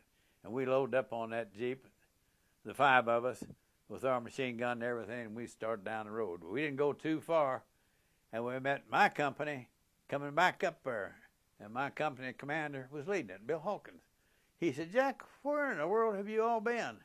And I told him, and I said, you know, they gave word to withdraw, and it wasn't given to us. And I was mad as hell over this thing. And he said, well, I'll look into it. Well, I never heard another thing about it. But we went on up there then. They reformed, and they come back up, and they attacked it again. And this time they broke through it and had the Germans running again, you know. And it was really something. But we fought around there at Arbortella, about a day and a night. And some of the guys that got real close to the enemy there sent the word back and said, we're fighting Japanese. The word got around it, we were fighting Japanese. And what it was a Mongolian battalion that the Germans had captured on the Russian front. They'd brought them over, and that's what we were fighting. Sure was. Because those people, a lot of them Poles fought for Germans, but they didn't have it. They didn't have any choice. They say, you fight for us or we kill your family. What it was. I know we got Poles several different times that would surrender, and they would tell us why they were doing this, you know. When we made that invasion there in southern France, I was walking along there talking to one of the boys out of the rifle company, and all at once somebody hollered at him. He turned around to answer me. When he did, he let out a yelp and threw his hands up, and he had a hole that big around between his shoulder blades, like he was shot with a shotgun. Well, snipers up on that hill, and he was shot with a wooden bullet. And one of the other boys there said, I think I know right where that sniper's at. And the lieutenant said, go get him. So I said, I'll go with you, and another guy did too. And the 3 of us scattered out, and we ran the zigzag course up there, and we got about 2/3 of the way up there. He come up, Kamerad, Kamerad. Well, we shook him down. We found wooden bullets on him, and we did. All 3 of us shot him. Went back, and the lieutenant said, well, where's the prisoner? I said, he's laying up there. And I said, here's the reason we shot him. He said, if I'd have been there, I'd have shot him too. So one I'd never heard of wooden bullets before. And what makes them more lethal, or what was the intent of a wooden bullet? When they hit, they explode. That's what happens. And I have been told that they're not too accurate at any distance. Now, I've been told this. I don't know. But I do know I saw that boy there, and he had a place about that big around on his back, and it was right in his spine. And he was in terrible pain from it, terrible pain. And that's why we wanted to go up there and get that bird that did that. Well, we didn't, at the time, we didn't know it was a wooden bullet. We didn't know what he was shot with. We didn't know, until we shook this German down and found all these German bullets on him, and everything. Well, you want me to get back on the other? You go, you lead. Well, anyhow, after I came back and joined the outfit, again, we'd had replacements and everything. After I come back from the hospital, we were back up to our regular strength. They had new weapons that were needed and all, and we started taking a little amphibious training. Well, my lieutenant asked me, he said, Jack, have you had any training in other explosives under hand grenades? And I said, no, that's all I've ever had. And he said, well, I want you to have some training with other explosives. And they had thing set up in an old olive orchard over there where they told us this, and we learned to use about any kind of explosive the Army had, including the Bangalore torpedo. Well, after I got through that, and I found out why he wanted me to do that, he made me the Bangalore man. I was the first guy off of our boat when we hit the beach over there, and there was a machine gun shooting at us at that time. The sailor that kicked the ramp down for us, he was killed, and I had to step over him. And bullets was hitting all around me, and I was out in water. Water was about up to here, and I had this Bangalore in this hand, my M1 in that hand, and all at once I felt my hand jerk a little. Looked out of the corner of my eye, and the bullet had just creased that finger. Blood was all running down my arm, but that was it. And about that time, I heard the motor on a small plane, and I looked up, and it was one of these Kingfisher planes that they launched off of destroyers, pontoon plane, and they had the pilot and they had a fellow in the back. And well, they saw what was going on with us down there, and this guy in the back, he was on the twin 50s. He was standing up in that cockpit, and he took out that machine gun that was shooting us, and I got in on there without any more trouble. Well, I blew that barbed wire there. There was no mines in it. We got up on the road, and that was about the time that I said it was going down the road when this boy got shot with that wooden bullet. Yeah. Well, can you back up just a little bit? Tell us this weapon that you're using. Do what? The Bangalore. What is that? It's about 5 foot long, and the diameter I'd say is about like that. And they have a place in the back where you can put another Bangalore up there and twist it, and they fasten it. And like I say, maybe if you had 30 foot of barbed wire in mind, you can keep adding to it and push them on out there. And then that last one, you put a dynamite cap fuse in it, and light it. And all I had was that one, and that was all I needed, and I had these fuses in my pocket. And I blew the wire there, and about that time, the rest of the guys got in there off that Higgins boat, and my first aid man came over. He saw blood all over my arm. He said, "Jack, you wounded?" I said, "Not much, just a scratch." He said, "That's enough for a Purple Heart." He cleaned it up and put a Band-Aid on it and roped me up for my second Purple Heart. Well, we went on down this road a few miles, and occasionally we'd have snipers fire at us from up there on these hillsides. There was a big hill with no trees on it at all, and there was grass about like sage grass, about that tall, all through there. And every so often there was a sniper laying up in that grass shooting at us. Well, we already got word, do not touch anything there, because everything was mined. And there was beautiful villas all along on that riverside of that thing, And this one place there, I looked back just in time, they had a beautiful archway up there, and they had a bell out there to ring. And I looked back, and one of the boys was getting ready to reach up and ring that bell. I said, "Get your hands off that damn thing. Don't you remember that?" Well, he did. He said, "I forgot about that." And he got his hand off of it. Well, shortly after that, another fellow come up there, and he was an officer, and he looked at that bell, and he says, "It's a good thing." He says, "Charge in that damn bell." And if he'd rung that, it would have went off, and it would have killed a whole bunch of us, because the bell would have been shrapnel too, And we even heard that they, and in some of these beautiful homes in there, we even heard that they had water faucets with charges in them. You turn on a water faucet in there, and it would blow up. The Germans had all kinds of booby traps around. They were really good at that. They even had booby traps in some places. One of their soldiers would be killed, and they would take a pistol, one of the P-38 pistols, and maybe put just partly under him, where you'd have to reach under there and roll him over to get that pistol, and there would be a grenade or something under him to blow the guy up and then. Oh, they pulled all kinds of stuff like that. All kinds. It was really something.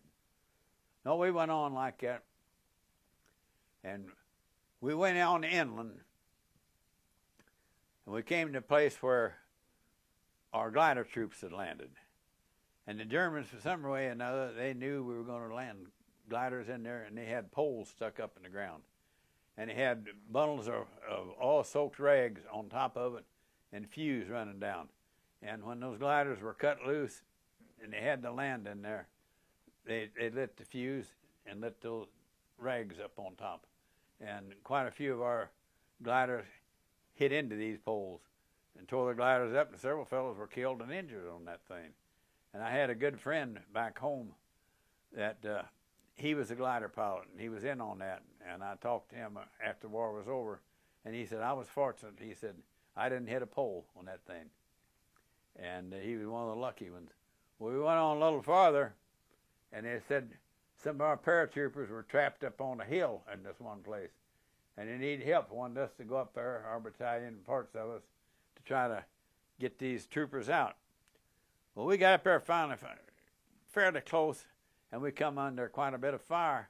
It was our own weapons shooting at us. We could tell our machine guns and rifles when they shot. And what it was, the Germans had already cleaned them out, and they was using our weapons to shoot at us on this thing. Well, we cleaned them out, nothing flat. And about the next day, we got word that there was a new task force Butler had been formed. And we were to be at, our battalion was supposed to go up in there around Montelamar. Patton had broke this German line, and I think it was Old Hedgerow what it was. And this German 19th Army was trying to get up into the edge of Odes Mountains to set up another line. My battalion was sent up there for this thing. There was a big ridge ran all along this main highway, and then next to the highway was the Rhone River. And we got up there, and the lieutenant told me, he said, Jack, we'll go up there and we'll find a place to set up your section machine guns. I was a section sergeant by then, in charge of two squads. And I'd picked up an old shovel, long-handled shovel down there at a farmhouse, make it easier for the boys to dig the holes up there, you know. Well, he and I got up on this ridge, and we didn't go far, and brrrt, the damn machine gun started shooting at us, and we hit the ground, and the machine gun was on down that ridge farther someplace. Then here come another burp, and that time I felt this shovel handle quiver in my hand, and my pack twitching on my back. And looked out of the corner of my eye, and I could see that handle had been hit by several bullets, and it was shattered. That was in that shovel. And then about that time, I could feel something running down my back. I said, damn, I'm wounded.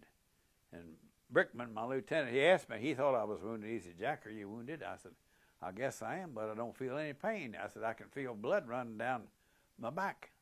He said, we got to get out of here. And we jumped up real quick and run the other side of that ridge. We were along the top of it, you know. We didn't have far to go. But the guy never shot at us anymore. We got over before he could. And he said, let me see where you hit.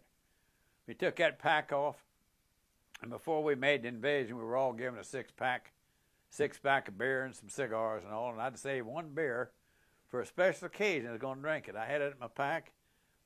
And of all things, I had a jar of Vaseline hair tonic in there, which I needed bad. I had a change of underclothes and socks. And this stuff was all just riddled, shot all to hell with this thing, you know. And we had a supply sergeant that was really a character. He was a damn good supply sergeant, but he acted like everything was his. And I got a big kick out of when something would be tore up and I'd take it to John Paul Jones was his name. And I'd take it, and he said, Jack, I never saw the like of stuff that you get tore up. And he'd give me a new pack. He said, I ain't giving you no damn shovel, but give me a new pack and everything. I got new underwear and socks and all, you know. And anyhow, after that engagement there, we got our guns set up back there. We dug a hole and set them in. And now, can you tell us the location where you're at now? Sir? Where were you at this point? We were up there trying to stop this German 19th Army. And I think it was the Montelamar area where I think it was at, you know. Well, the Germans hadn't got there yet when we got there. And we waited a day or two. We didn't think they were, but that guy was on that machine gun down there. Well, anyhow, we stayed there for just a couple of days before we went up and put things in place. And we were all sitting around there shooting the breeze and everything. And all at once, here a German half-track come down the road over close to us and had two fellows sitting in the back and the driver. Well, I don't know where the people out of the anti-tank outfit was at. They weren't around these 57s. And one of the boys in my section, Frank Gallwitzer, he had took his basic training with anti-tank. And he said, Jack, I can shoot that gun. I said, well, go get him. He jumped up and he ran over. His first shot on that anti-tank, he missed it, but the second shot, he knocked it out. He hit it up in front. He didn't hurt them. The driver and the two passengers jumped out. They ran back all the way. There was a big culvert went under the road there, a concrete culvert. And I was at a 45-degree angle from that culvert, and I saw them go in there. And I said, well, I can put a stop to this. And I ran about a fourth of a belt bullets through my gun into that tunnel. Well, a couple of boys out of the rifle company went over there, and they said, man, you got all three of them, and you got 6 civilians with it, which had no idea that there was any civilians in there, you know. So it happened, and I felt real bad about it. Well, the next morning, I always took my turn standing guard, and I always took the last shift. I wanted the hour before dark and an hour after dark, because that's when things happen most of the time. And when I was in charge of it, I wanted to know. Well, I was on machine gun there. Had one other fellow with me, and just about crack of daylight, I made out some guy crawling on his belly right toward us up through there. And the other fellow, he was asleep, and I woke him up, and I told him, I said, I think I can get him with my M1 rifle. I said, if I don't, you get him with machine gun. And I guess this guy was out probably 150 foot yards, maybe 100 yards. And I shot, and I got him with that first shot. Didn't have to. And some other boys went over and said, well, boy, you hit him right. You hit him right through the side and went in through his chest and heart. And he was carrying a Smizer submachine gun with him. And he was headed toward our gun. He was going to take out my machine gun with his Smizer, what he was going to do, you know. Well, about that next day, they said, well, we're about ready to go up on that hill. And I sent 2 of my boys back to get more ammunition because I knew we needed a lot. Well, they never came back, and we thought they were killed back there because patrols were every place up in that area. We went up there and we dug these 2 guns in. And I dug a hole right next to, in between where these 2 were. And when the Germans started coming up there, of course our artillery was working them over. Our mortars were, planes were dive bombing them, and a lot of stuff was horse-drawn, bicycles. It was one hell of a mess. And we were working them over real good, too. I was using my M1 rifle and my ammunition carriers. They were using their carbines, and our 2 machine guns was going. And all at once, this half-track pulled out of that column. It was one of these had 4 anti-aircraft guns on them. I think they were 20 millimeters. Ours were like that. And, of course, they had a big shield across the front. And I knew what was going to happen. They were going to take us out. And I told the boys, I said, get off these guns and run quick as we can to the backside of this hill. So they couldn't do that. We got over, and we were over just a few minutes, and here come our regimental commander over there. Who's in charge of these guns down there? And I said, I am, sir.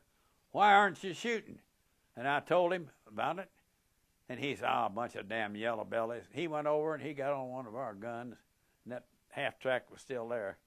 And he didn't get off a fourth of a box.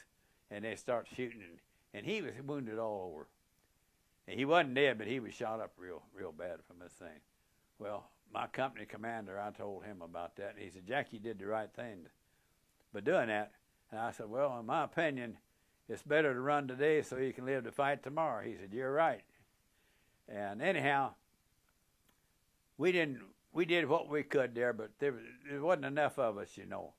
And we went on, and then after they got through there, and we captured Mont-Lamar, and we went on through some more places. We went to Lyon, Dijon, Biffontaine, another place there. I can't remember the name of it. It was meant the city of lakes. They had natural warm springs in there. And we got to stay there a day or 2 and get baths and got new clothes and everything. And then we went on from there, and we got on up there. And what was that experience like for you? How often, being that you guys were how often did we get front line? How often did you get to bathe? Not very often, I'll tell you that. What was that setup like? But I did try to shave as much as I could because they'd always said, try to shave because you get a facial wound. It was hard with all these whiskers to handle it, you know. And I tried to shave a lot of times with cold water, but I'd try to scrape them off. Well, back in those days, 20 years old, my whiskers weren't too stiff to start with. What what were the facilities like as far as being able to bathe when that occasion? When it what? Said, what were the facilities that they provided you for bathing out in the front? None. Didn't have any. We swam in there naked. We swam in there naked and got our bath and got clean clothes and all. You know. I should remember the name of that. Something Les Baines was the name of it, and I can't remember it anymore. But we had quite a few firefights all up through that area. At one time, that's one area we were in, and the lieutenant said we were within a 45-minute walking distance from a Swiss border. And I don't know whether he was pulling our legs or not, but anyhow, he said, don't nobody try it. But anyhow, we went on down there. We got up there in this one place, and we had quite a few heavy firefights in between the Moselle River and that. And we got up in this one place. It was just before we crossed the Moselle. My platoon sergeant, I can't remember his name anymore now, but he had been a coal miner in West Virginia. And he was a little short guy. He could almost stand under my arm, but he was all man. And he got shot up real bad, and they made me platoon sergeant from that. And we crossed this Moselle River. A fella that they said was the mayor of one of these little towns up there, he knew of a shallow crossing, and he took us up there just at daylight. And I think the French even put the rope across for us, the river. And water was about up to here on this. But it was cold as hell. This was in October. And water was coming out of them Vosges Mountains and everything. It was cold as hell. Well, there was an old barn sitting up there on the side of a hill right where we crossed the river. And those barns, the way they built them over there was stone on three sides, and they'd built a house on the other end. Well, this one never did have a house built, but it was wooden end. Well, I was sitting up in the wall, against this wall, waiting for an assignment. We were all of us in this barn. And all at once, the machine gun was up on that hill with a German. He got to firing in the end of this barn where we were, and the bullets was ricocheting all around me. And we had a couple fellows that was wounded, but I don't think we had anybody killed. I was cold. I was in a foul mood, and I was mad with this bird up there doing that. And I told the lieutenant, I said, I'd like to go up there and see if I can get that bastard. He said, go ahead. And we had light machine guns at that time, and we carried them across the river. And I picked up one of the air-cooled machine guns. And another one of the boys said, Jack, I'll go with you. And he picked up a box of ammunition, and I had about half a belt in this gun, the way I carried it that way, you know. And I said, you be sure you take your carbine with you, too, because all I had was a 45 other than that. Well, we got up, and there was a lot of undercover on this hill. None of it was really high, maybe 6-7 foot tall. About as high as vegetation was on there. We got part of the way up on this hill, sat out, stopped a minute, and I said, wait, this bird shoots again. Well, about that time, he fired again, and I knew then just approximately where he was. So we went a little farther, and he fired again, and I knew exactly where he was at then. I said, this is it there. I sat down, and I set my machine gun down, and I ran this quarter belt ammunition right through where I figured he was at. Well, we went over. I said, I'm damn sure I got him, you know. And there he was. He was laying in the hole. He was hit several times, and there was a blood trail going out of that hole. He'd had someone in with him, and they were wounded, and they took off. Well, this boy with me said, do you think we ought to go after it? And I said, we leave well enough alone. And I put this other belt in that gun, and I stood back, and I shot that German machine gun, put several rounds around the receiver, damaged it where they couldn't use it anymore.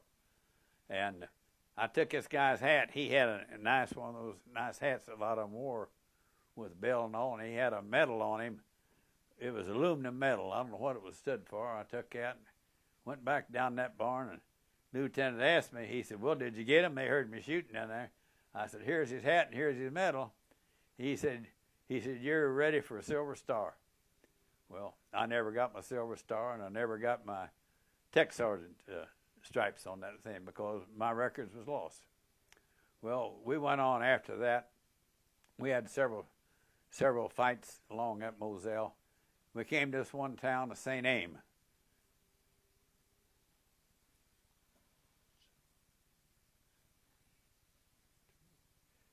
Why don't we change here too? We're going to change the tape out again. Yeah. Okay. We were talking about. You ready now? Yeah. It won't be long with that. Anyhow, we took several little towns up through there, and we captured this one town of St. Aim was the name of it. We had a pretty good firefight in there, and we run the Germans out of this town and expecting a strong counterattack. And the lieutenant told me, he said, Jack, take a section of these machine guns down and set them up to edge this town where we figured the counterattack would come from. Well, I got my boys and we was going down this street, and just as I turned the corner, there's a boom bang. It was a tank up, a German tank up on the hill, which I had no knowledge of. He shot directly at me, and there was a stone wall there. Oh, it was about the length of this room for me, maybe a little farther than that. And the shell hit this stone wall and exploded. Well, it was close. It knocked me out cold. I was out cold on that thing. And blood was coming out my nose, my ears, and I was knocked out, like I say, and the boys thought I was dead. And they went on down and set the guns up. Well, I came to in about 10 minutes. I went on down there. I had my M1 rifle in one hand. The stock was shattered on it from shrapnel. I had a pair of binoculars on my back over my spine. There was a piece of steel that big in that, and they'd protected my spine from getting shot. And anyhow, the boys all thought I was dead there when this thing and everything, and I wasn't. But I was hurting all over. I was ached, just sore from it, and I had this ringing in my head for days and days and days. Well, I was going to go on sick call next day and let the medics look at me, and my captain asked me, we were real short on non-coms, and he said, Jack, if you're not hurting too bad, wait a day or two. He said, we got something real important coming up here tomorrow and the next day. And we were real short, like I said, on non-coms. He said, if you can, hold it off. And I said, I will. Well, that was it. And we were scheduled to take the town of Bruyères at that time. We were going to take it that next morning, and word come out, this was my first hearing of the 100 and 442 over there. They come up and they changed it to the last minute. Said the 442 and the 100 is going to take Bruyères. And you go up there where they're at and you take over their foxholes. Well, we did. And we said, well, we won't have to dig. But we did because them boys were little. We had to dig the holes and make them a little bigger. Well, those boys took Bruyères, and the people there and all really took a liking to, and they named one. Eventually, they named one of their towns after they called this boulevard the 442 Boulevard in there. Well, anyhow, we went on after that, going on up there to try to break this German line. The German had set up another line there in the Vosges Mountains, and our 142nd and another outfit or two had tried to, and they couldn't put a dent in that line.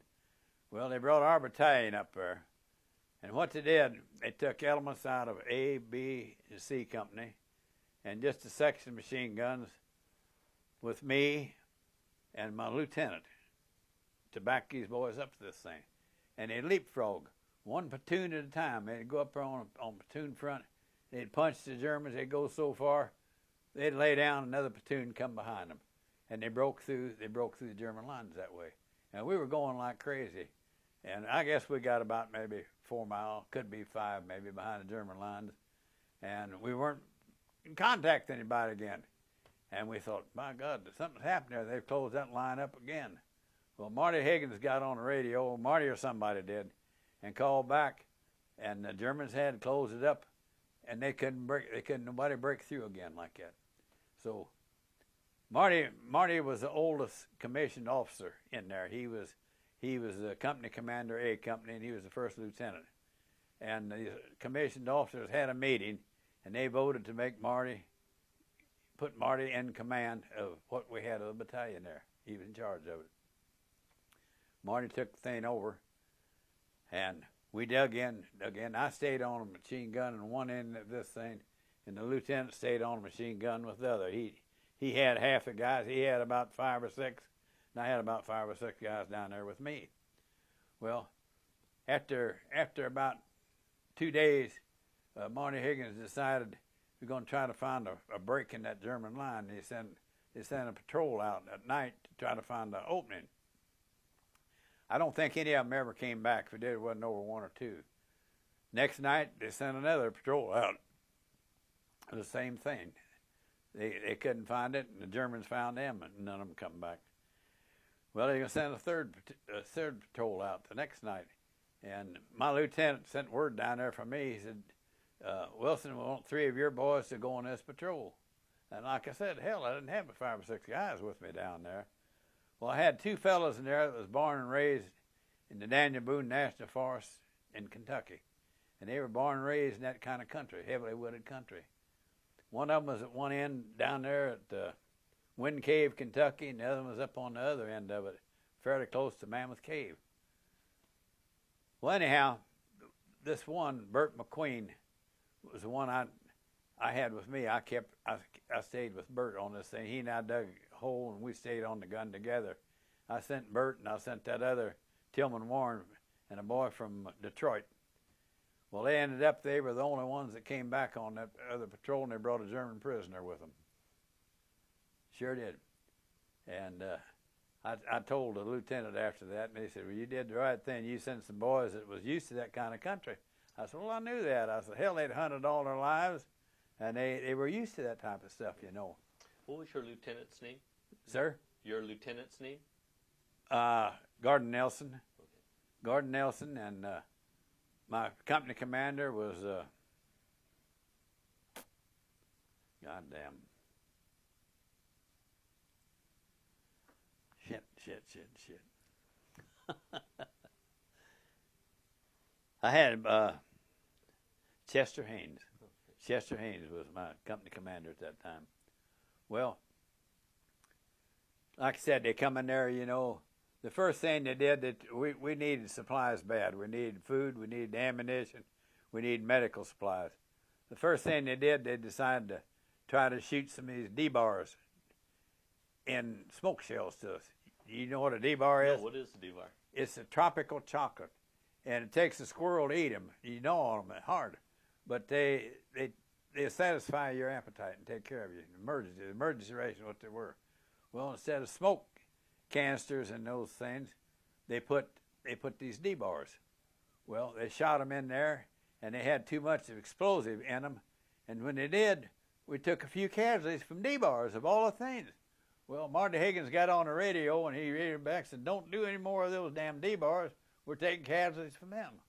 Well, the next thing, they flew over us with supplies on parachutes. They dropped parachutes. Well, these trees in there, hell, they were 75, 100 foot tall. And the parachutes were hanging all up on tops of these trees where we couldn't get to them. So that put a stop to that. Well, the next thing they decided to do was dive bomb us with spare gas tanks on P-47s. And they did that. We got 2 of them come by there, and they went outside of our perimeter, and we had to go out and fight the Germans, a few Germans there, to get our supplies. And the fellow that flew that plane is here today. Did you know that? Yeah. He came over and talked to me a minute. Yeah. What was his name? Yeah. Yeah, he's the one that flew the plane on those things there. Do you remember his name? No, I don't remember. He told me what it was, and I don't remember. His nickname's Archie. I just don't remember. Yeah. And I spent quite a bit of time today talking to that other fella. He was wanting to know a whole lot about what happened to us and everything up there. Mm-hmm. He was from out of Vermont, this guy, and he was in E or I company in the 142 up there, and they had tried to cut us out several times and couldn't, you know. And this was into my combat. When we come out of there, the lieutenant knew that I took this nasty concussion, was up there, and he sent a jeep up to get me and the lieutenant, and I got this boy with me from Kentucky, stayed on a gun with him. Anyhow, they sent a jeep up to get us, and we were loaded up on this thing. We started out. See, this is after the Japanese Americans had come in. Actually, I want to talk a little bit more I'm getting too far ahead. Yeah. Okay. After that third attempt to bring us stuff, we didn't know which way to go on. And one of the boys from the C Company, I can't remember his name anymore, he saw this guy coming at him out of there and thought it was a German. And he started to shoot him. It was an American uniform, he knew that. He lowered his rifle down, and he thought, hell, he knew the Germans pulled this sometime in our uniforms, and they could get in closer to us. He raised his rifle up and started to shoot again, and he thought, no, has to be one of our. And about that time, it was Mutt Sakamoto who it was. Mutt threw his hand up and said, "Hey, you guys need any cigarettes?" And Mutt was the BAR man, and that was our contact with him like that. And ended up after I was in a convalescent hospital out in Colorado. Mutt was in the convalescent hospital with me. He'd had trench foot, and he was in there with me and everything. What was the mindset at the point that you guys realized that you were cut off from your other troops, supporting troops? What was the reaction? What was the mindset of the reality of, hey, we're out of contact? We knew what was going on. We knew we didn't have any chance, and we didn't figure we'd get out of there. And we found out a few years after that the German High Command had issued orders that when they broke through not to take any of us prisoners, that we were all to be killed one way, because we had really put a dent in them when we broke through this thing up there, and they wanted to get rid of us altogether, what it amounted to, What do you recall of, the fact that you guys were now cut off, the reality of that whatever supplies and rations you had was all you had?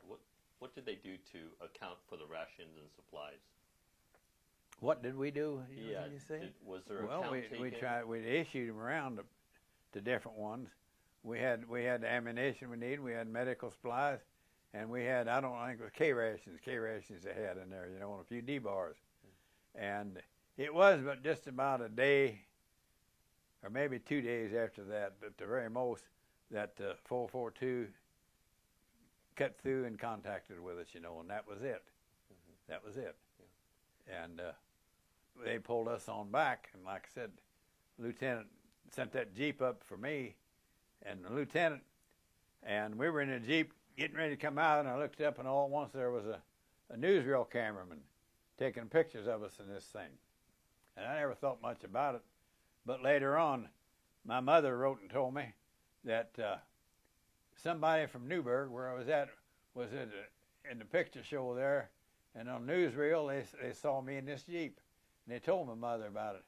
Well, my brother knew the fellow that ran the projector up there, and this was still going on through the week, and he told this guy, and he cut out a piece of that tape with that picture of me in that thing, and they had it developed. And I've had several pictures of it. I've given it to different groups and everything. And when Franz Steele wrote his book, I told him about it, and I sent him a picture like that. And he went to Washington, D.C., and he got permission to go in the archives, and he dug out that newsreel that we were in, and he made copies of it, and he gave me a copy of it on tape. It's, just a few minutes, don't last too long, And then that was it. And you see us coming out of there with this thing and all, And over the years, I've made several of them. I've made some in disc form now, and they charge you about $15 to make one damn thing. And I've given them to different groups and all was wanting to know about this and everything, What I guess what I was asking is when you guys realized that you were cut off, did you guys pool all your supplies together to? We did. When we found out that we were trapped, Marty Higgins sent word around.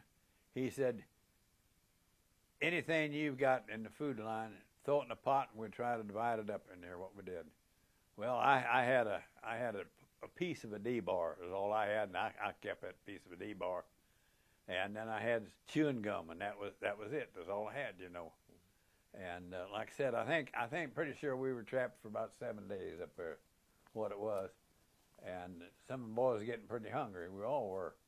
And I know I lost quite a bit of weight there, and everybody else did too, because we just didn't have that much to eat, And even if we had the things we did, we wasn't going to gain much weight. What aside from the supplies, what was the strangest thing that somebody put into the pot? Oh, when we got them supplies, everybody was happy as hell with it. I mean, when you guys did pool all your stuff together originally to I told him up there what the fellow in the hole with me, he didn't have anything. I think he had some chewing gum or something. Yeah. And I told him, I said, I've got about half a D-bar here, and I said, I'll give it half of it to McQueen. And we both nibbled on this D-bar that I had. That's what we had there, and some bubble gum we had. It wasn't bubble gum, but just plain chewing gum, you know. It came in some of the rations. Was cooking ever a factor? Did you guys cook anything, or was there nothing to cook? Cooking? Yeah. No, not in that time. We didn't have anything to cook to start with, as far as that goes. But you know, one time along the line, I don't remember where it was at. It was someplace in Italy. We took this one little town, and there was turkeys running around out the edge of that town. And I shot a damn turkey, and boy said, "What are you gonna do with this?" I'm gonna cook it. I skinned that turkey. Didn't pick it. I skinned it, and I cut it up like you would a frying chicken. And I got a couple more guys over, and we put it in their helmets. Put the helmets over a fire with water, and we boiled that turkey until it was halfway tender, and we ate it that way. That was strange food, but that's where we got it. Yeah, I shot that big old turkey, and the guy said, "What are you going to do with it?" I said, "We're going to eat it." When now in this Lost Battalion time, how were you getting water? Where were you getting water from? Or we had a mud hole up there that had water in it. And the Germans were crawling in there and getting water out of it, and we were getting water out of it. And one of the boys on my machine gun up there, his name was Wilson. Charles Wilson was his name. And he saw one of them come in there, and he shot him in the water hole. And he really caught hell over that. So the guy said, "Why in the hell didn't you wait till he got out of the water hole?" Because he was laying in that water hole all the time. We was getting our water out of it. Dead German laying in there, and they were too. But water's water. What it was. Because that was the only source we had for water, you know. What did the Germans ever come and retrieve his body, take it out of there, or? I tell you the truth, I really don't. No, I don't think it did. I don't think it did. But after we left there, I think the Graves reservation came up, and they probably got him out of there, would be my guess on this thing, you know. But I went on out there, and like I said, the next day I went on sick call because I was having fever and chills at that time too, and an old leg wound was bothering me, and I just didn't feel that good yet from that concussion. I still had a ring in my head. Yeah. Well, ended up I had pneumonia, and that was it. They told me there, said, "Well, you're not going to be worrying about this combat anymore with this other stuff I had." I had this trench foot pretty bad, and a lot of guys lost their feet over it. Mm-hmm. My feet right now, to this day, from the balls of my feet, both of them are numb yet. And I was fortunate I didn't lose any. I could have. Yeah. But they kept evacuating me back and back and back until I got to the town of Aix. That's right next to Marseille. Mm-hmm. And the Army had took over a hotel there, and that was the third General Hospital. And I was in there, probably for a week or two. The Battle of Bulge was going on at that time. And finally a ship come in, and they loaded us up on it, and we came on back to States. Trying to think what, I wasn't there too long. I was on Staten Island at a hospital there for just a few days. And then they shipped us on through. And where did I go? Colorado. They shipped me on. No. Yeah, I guess it was on to Camp Carson. And they gave me a 28-day furlough home. And when I reported back to Camp Carson, Colorado. And this was about the first part of February. And I was there until the war. Well, the war had already ended in Europe, but it was still going on in Japan. And I was discharged the 12th of July in 45 is what it was. Did I tell you that story about a company commander there wanted me and another fellow to get platoons together to parade? No. Well, I told that other fellow about that. Well, they come up there. They used Larry Field, a big air base there at Denver. Every so often, several of their big generals would come down there looking over stuff. And the company commander told me, and he wanted this buddy of mine, the staff sergeant, Earl Rothermich, to get two platoons together and march them, have them ready for parade for these generals. And I told I told my company commander, I said, I ain't prayed for no SB anymore. And he said, well, I'll take your stripes. I said, well, you can have them. I don't want them to start with. And Earl told him the same thing. And we got thinking about it. We went on a sick call. We had a major, it was our doctor over there. We told him that. And that major said the same thing that I told him. He said, you boys don't have to march for no SB anymore. I said, would you write that out for me so I can take that company commander? He said, I sure will. He wrote that. I took it in, threw it on the desk. This company commander all made him mad as hell. Well, Earl and I both had Class A passes. We managed to get that, and we were going into town to Colorado Springs a couple of times a week. We'd get drunk in there. We'd get in fights, and on the MPs would bring us back in because we were ex-combat soldiers. They didn't give a damn. They just brought it back here at the camp and left us, you know. And the company commander said, well, he said, I'm tired of this, you guys getting drunk and going to that. He said, you're going to do something. He said, Wilson, you're going to be the supply sergeant, and Rothermick, you're going to be the assistant supply sergeant. Well, that was a big mistake because every day practically somebody was being discharged. They'd come through and they'd say, Sergeant, can I take this home? Can I take that home? Take it home. There was no record on it. It was nearly always clothing, what it was. Well, what do we owe you? You don't know us a damn thing. Well, we want to get you something. Well, bring us a bottle of whiskey. We had a foot locker full of whiskey. I'm not kidding you. And some of it was rum and all. And Earl and I got the place. Hell, we was drunk all the time. And he was getting madder by the minute, this company commander was. He brought a chow dog pup about that tall in for us to babysit. Kept it there. And I never liked a chow dog to start with. And Earl and I was sitting there one day and we looked at that dog and said, why can't we get that damn dog drunk? I picked the dog up and held him, and Earl took a tablespoon, GI spoon, got a bottle of that rum out that we didn't like. We put about 3 tablespoons full of that rum down him. Well, after that, you didn't have to do that. You put him on the floor and put the rum in a pan. He'd lap it up. A few days later, a company commander came in there. Earl was drunk. I was drunk. The dog was falling all over the floor. He said, God damn, it's bad enough you guys are alcoholics. You made an alcoholic out of a dog. I got my discharge in about a week and a half after that.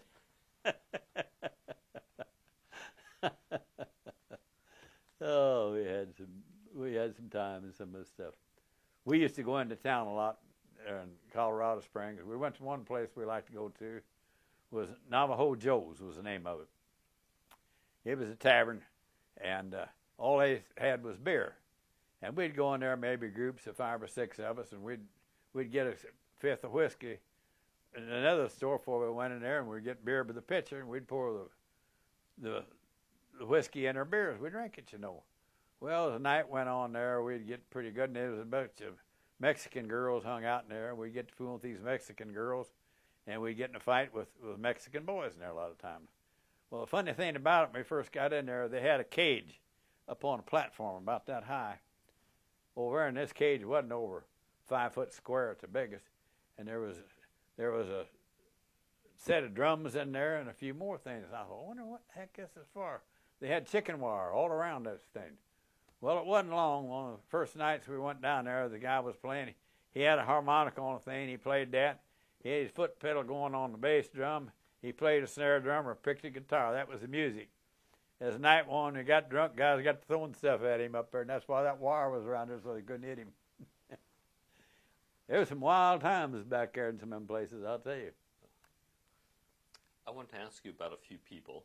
I want to give you a few names and have you talk about them a bit. Major General Dahlquist. What was your take on that? Well, I'll tell you what. I've been asked that question several times by 442 boys and all. And I said, well, I never thought much about him, and they didn't either. I'll tell you that. 442 boys didn't, because the things they had them to do over there was rough as hell, I'll tell you. They picked on them for it. They really did. And I never thought much of Dahlquist myself, and these other boys didn't either. They sure as hell didn't. Why did you, what developed your take on him? Why did you not think much of him?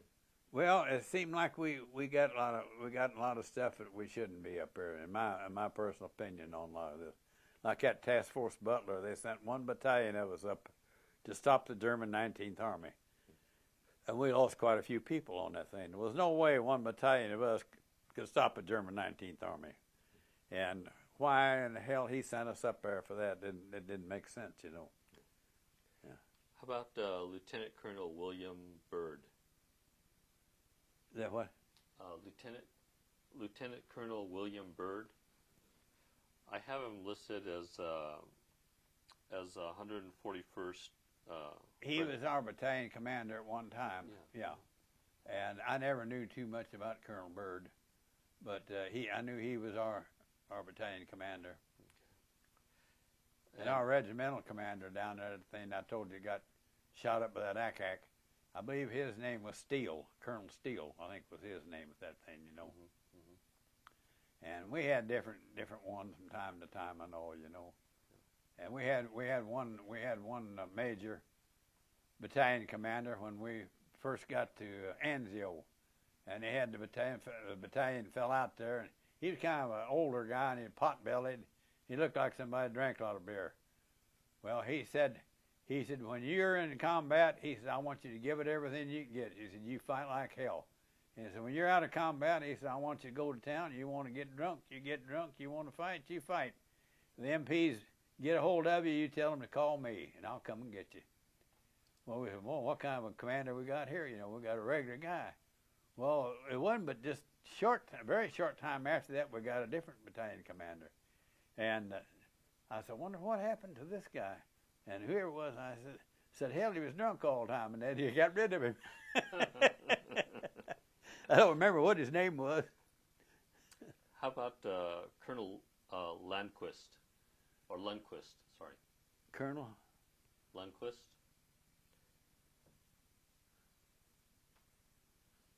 Let's see. I believe he replaced William Byrd. Gosh, I don't remember. Okay. Yeah. Who are the officers that you looked up to? Who? Who were the officers that you looked up to? In my company? Well, Bill Hawkins was my commander for a long time. And Bob Brickman was my platoon leader for a long time.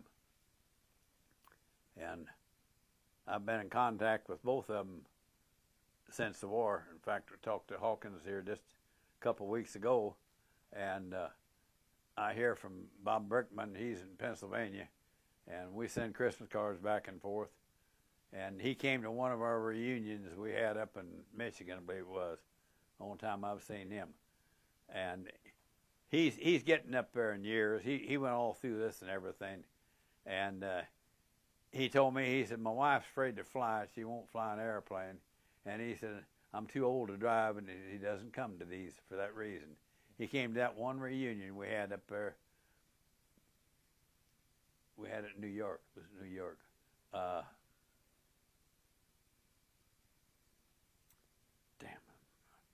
The fellow's name that had that reunion. I don't know. Like I said, my memory on some of this stuff is pretty vague. Yeah. And he was a good friend of mine too. And he attended one reunion we had. He had a reunion for us. I believe it was in Albany. I believe we had it in Albany, New York, where we had that. Damn. Anyhow, one of the side tours with us, we went to West Point. We went through West Point and saw that, and we went to the cemetery, Arlington. We went through that and a few things like that, and then we saw this wall that they had for the Vietnam boys, you know, and they were building a memorial at that time for the Korean boys. It was statues of soldiers with raincoats on, and they had about half of that done at that time, you know. And I saw President Kennedy's grave with the eternal flame on it and everything. That was in that area, and I saw that. Well, this reunion we got from going to Virginia, this is going to be some of that if you want to go back up through there again, but once is enough for me. I'll go on some other things like that, you know. Mm-hmm. But damn, I wish I could remember that fellow's name. We were good friends, too. But I can't. I'll think about it by the time I leave here. What, you know, you said that these guys when the 442nd broke through. What was the mindset as far as the contact that you guys had with headquarters and about the attempts that were being made to get you guys out? Did you feel that they were doing the best they could, that they seemed to be forgetting about you guys? What was the consensus, or what were you thinking personally? What did I think about it? Yeah. Well, I was tickled to death.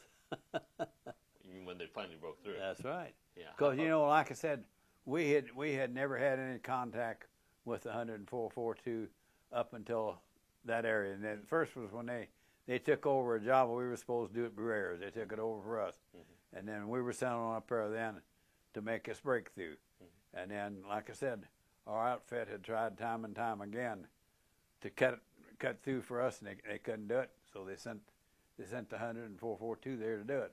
And their casualties were extreme. They had, I know I've talked to Mutt and several of them.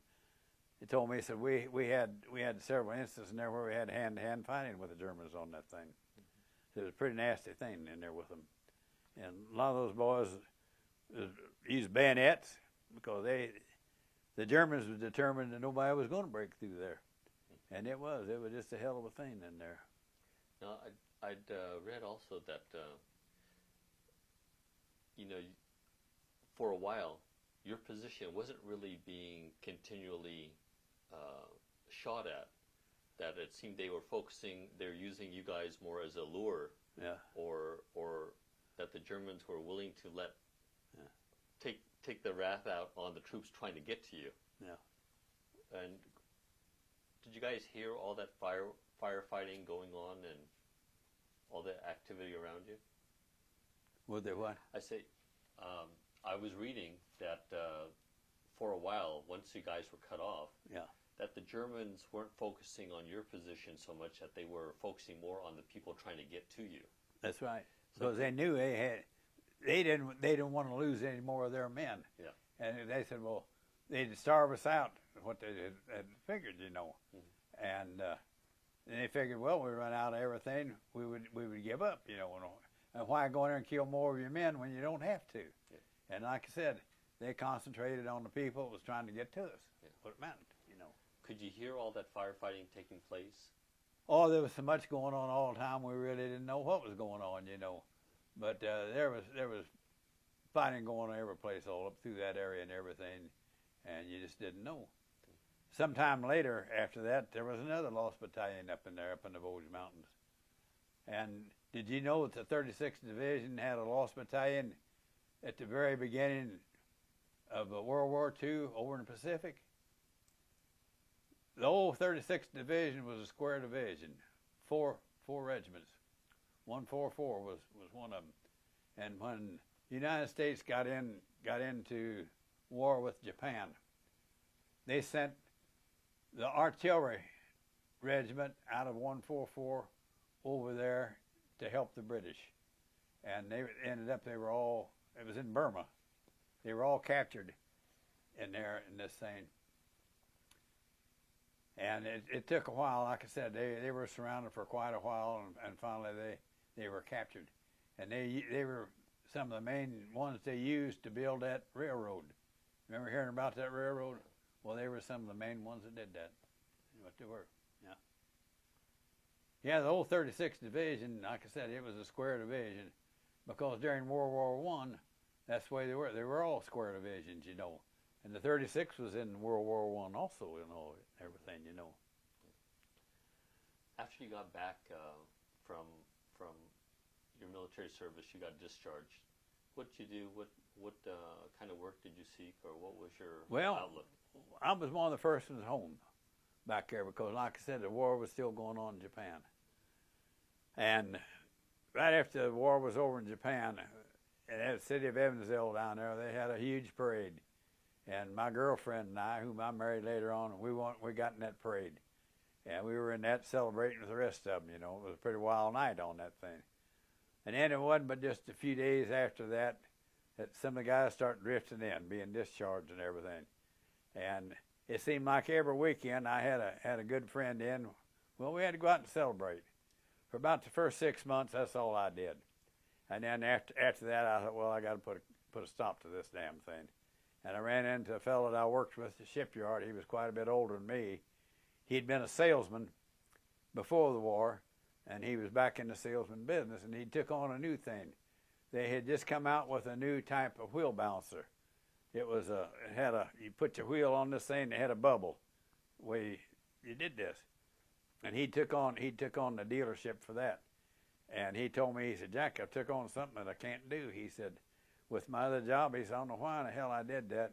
But he said, are you working yet? I said, no, I'm not working. But I said, I'm getting ready to. I got to. He said, take that over for me. I said, okay, I will. And I did. I took it over for a while, and I was selling the hell out of these wheel balancers. I worked our area all out and everything, and my area went way down into Tennessee. I was single at that time, and I thought, hell, I don't want to go down there and spend 2 or 3 days and nights getting away from all the fun back around home. I'd had enough of that stuff. And I told him, I said, I've had enough. I said, I'm going to quit. And I did, and I was thinking more about marriage at that time, too. Wife and I were. Well, at that time, I got some information. I remember where I got it, about a school in Chicago for training you to do air conditioning and refrigeration work. At that time, this stuff was just starting to get moving good, refrigeration, air conditioning. I thought, well, that'd be a good line to get in. I signed up for it, and I went to school up there for about 7 months. Got my diploma and to be a serviceman for this. I went all around Evansville, the place that did this type of work, my diploma in one hand. And I told them, trying to get a job, and they said, well, what kind of practical experience have you got? I said, well, none yet. They said, well, you get some practical experience, we'll hire you. Well, I was signed up at the unemployment office at that time down there, too, and they knew what the training I had, what it was for. I got a card from them one day, come down, we got a job for you. I went down there, and this job was in air conditioning, refrigeration. A place down in Mexico is wanting to start it. And I told them where they could put that. I'm not about to go to Mexico. I didn't want to go down there on that. Well, I'd got married then along about that time, and I'd worked at Surveyall for just a little while right after that. And Surveyall had a line in there for air conditioning and refrigeration, and they needed people like me. But they had a strong union, and a lot of other fellows there were wanting in that job too. And, of course, they had seniority, and I didn't. And I knew a fellow real well back home that he was the superintendent over that division there at Surveyall. And I went to him and talked to him. He said, Jack, he said, I can get you in this department at 56, but he said, I can't get you on this air conditioning thing there yet because these other guys with seniority will take it. And he said, would you take any kind of job just to get in? I said, hell yes, I would. And within just a few days, I got a call to come to work at Surveyall. I was a sweeper. Put me in a sweeper. I wasn't too good to sweep. I didn't sweep a week, and they put me on a job insulating air conditioning units. And I stayed on that for several months. And then they closed down for inventory. Then I was out of work for several months. The postmaster Newberg knew me real well, and he knew I was out of work and knew everything. He called me. He said, Jack, you're not working, are you? I said, no. He said, well, come and work for me at the post office. He said, I need a clerk in the post office. I went to start at the post office, and that's where I ended my career up. I worked with him. I was a clerk for about 5 years. And at that time, Newberg was just a little town, and it started growing and growing and growing, and they need the third rural route. They had on 2 rural routes. And I wanted him to transfer me to a rural route. And he said, no. He said, I need you for a clerk. And I said, well, I don't want to be a clerk. I wanted outside work. Well, they held an examination for it, and I took the examination.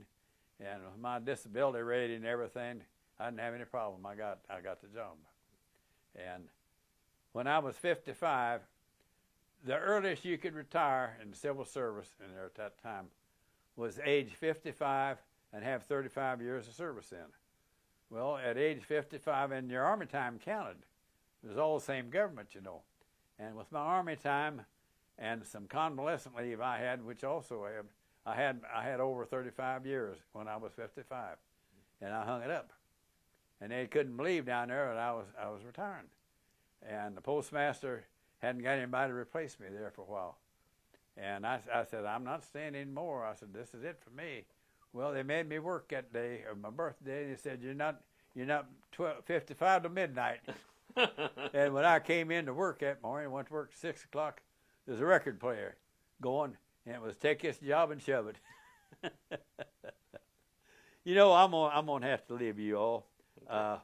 We got a supper here tonight, and I got to go clean up just a little, and we're going to go to it. Okay. And I just wanted to ask you a couple of closing questions, if you don't mind. Yeah, what? I just wanted to ask you a few closing questions, if you don't mind.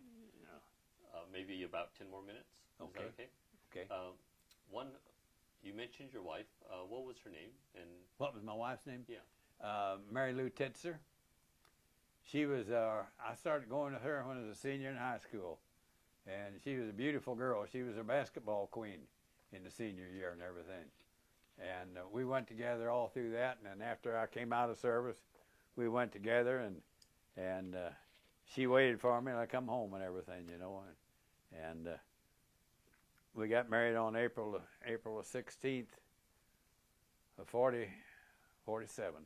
We got married, and we had 3 children, had 3 girls, in our lifetime. And when she was just about 60 years old, I guess it was. 60, yeah, about 60 years old. She had found a lump in one breast, and went to the doctor with it, and it was cancerous. They had to remove a breast. And they told her back at that time, if you can go 5 years without this, good chance you can be over it. Well, about 5 years, she had a lump in that other breast. They removed it.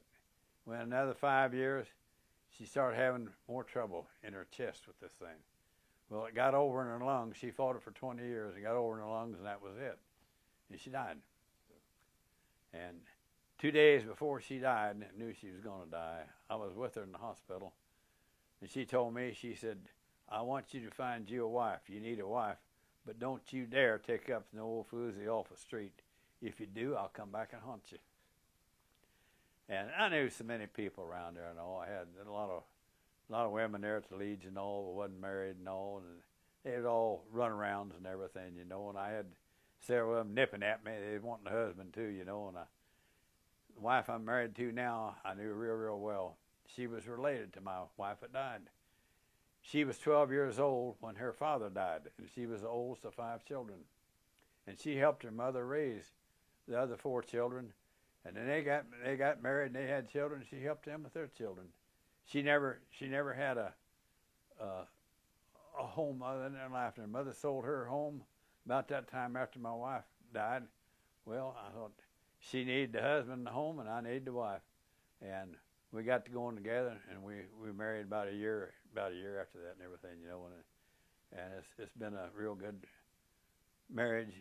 She enjoys all of this stuff, and she's real active in it down there, and they keep wanting her to take different offices. She's a treasurer for this, secretary for it now, and they're wanting her to take more offices in it, and it's too damn far to travel, you know, where we live, you know. Yeah. And it's the same with my American Legion. She come in that behind me, with me and everything, and I'd been active in that American Legion all my life. I was in there, and she's been president of their section of it and everything, and right now, I forget what office she does hold now, but she holds an office there in the auxiliary right now again and everything. And what's your president's wife's name? What was her wife? What's her name? Her name was Crowley, Judith Ann Crowley. Okay. Yeah. And your 3 daughters, what are their names? My oldest daughter was Ann Lynn. My second daughter was Carol, and my third daughter was Mary Janet. And my second daughter, after she come out of high school, she was more like a boy than she could shoot a gun as good as I could. She really liked stuff like that. And this was back when the Vietnam War was going on, you know. And she got associated with some of those people and that. She went to California. And she got in with a fellow out there in California. And they went to some island off the coast of California. I can't remember it anymore. But she worked in a hotel there for a while, and he did too. And they made friends with a fella. He was German, but he made trimaran sailboats, three spoons. They made a acquaintance with him, and they bought one of them, and they sailed to South America. And they had a tour service down there. They had people out, and they'd take them out around places. She went all up the Amazon River and everything.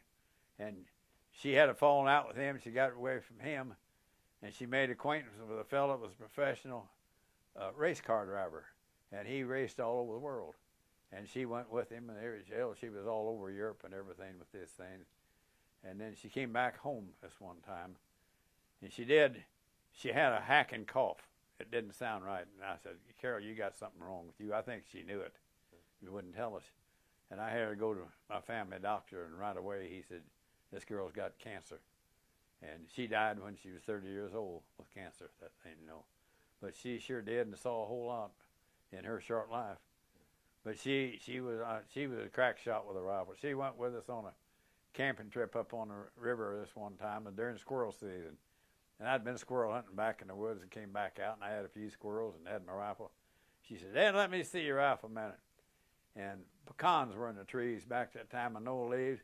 She took my rifle, and she got up there, and 3 shots and 3 pecans come out. She had my rifle back. But I knew she could do that because I told her to shoot a rifle back there. One time when she was just a young kid, and I had already told her to shoot a rifle, one night in the wintertime, in the summertime, we didn't have air conditioning. And a noise woke me up in my closet where I kept that rifle. I heard this noise, and I raised up in bed, and I said, Carol, what in the world are you doing? She said, there's a mockingbird out there in a tree right by their bedroom window, and it won't shut up. She said, I'm going to shoot the damn thing. She was about 12 or 13 years old. I want to ask you, on your tie, I noticed that you have the... on my what? On your bowler tie? Yeah. I noticed above your own regiment, you've got the 442nd. Oh, I didn't tell you about that. Well, when the 10442 had their 50th anniversary in Hawaii, they invited me to come, and I did. I came to it.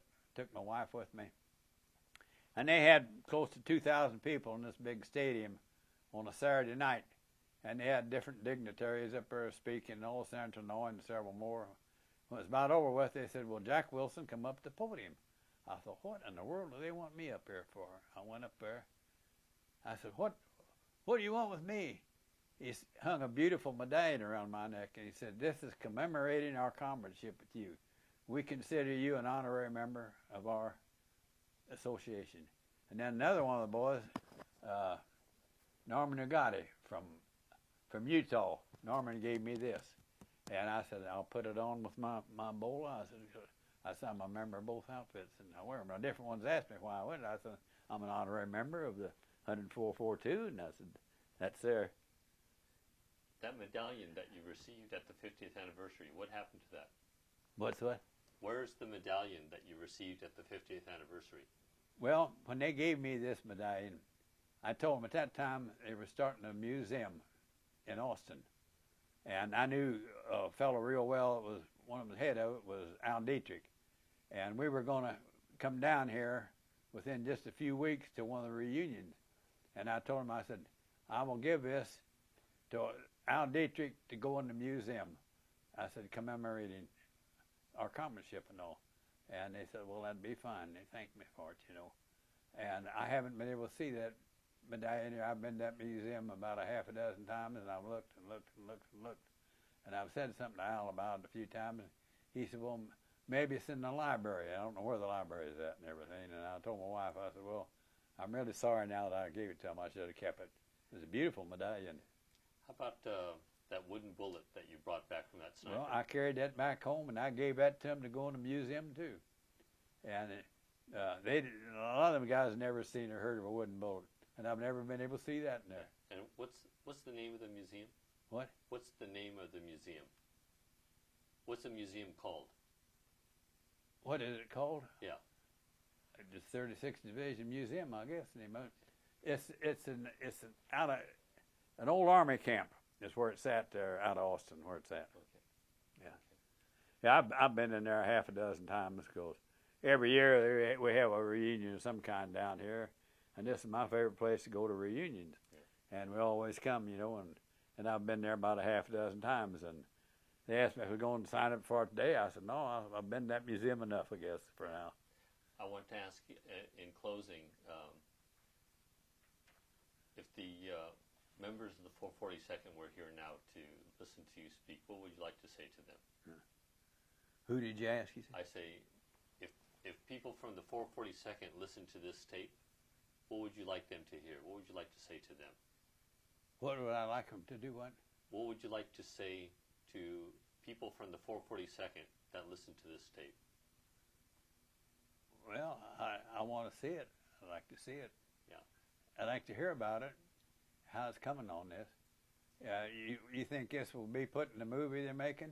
I don't know. I mean, we're recording your story so it can be saved. And, what I'd like to see, if you got a tape, I'd like to see it back here next year. Yeah. The way I know now, they're planning on having another reunion here next year, and I think that would be the appropriate place to show it. It would be here for that thing, Yeah. I'd love to have one myself. Well, you're going to get one. I'd love to have one. I'd love to have one. It'll be a few months, so we'll send that out to you. Yeah. You mentioned 2 other daughters. What are they doing now? My daughters? Yeah. Well, my oldest daughter lives up there in Rockport where I do.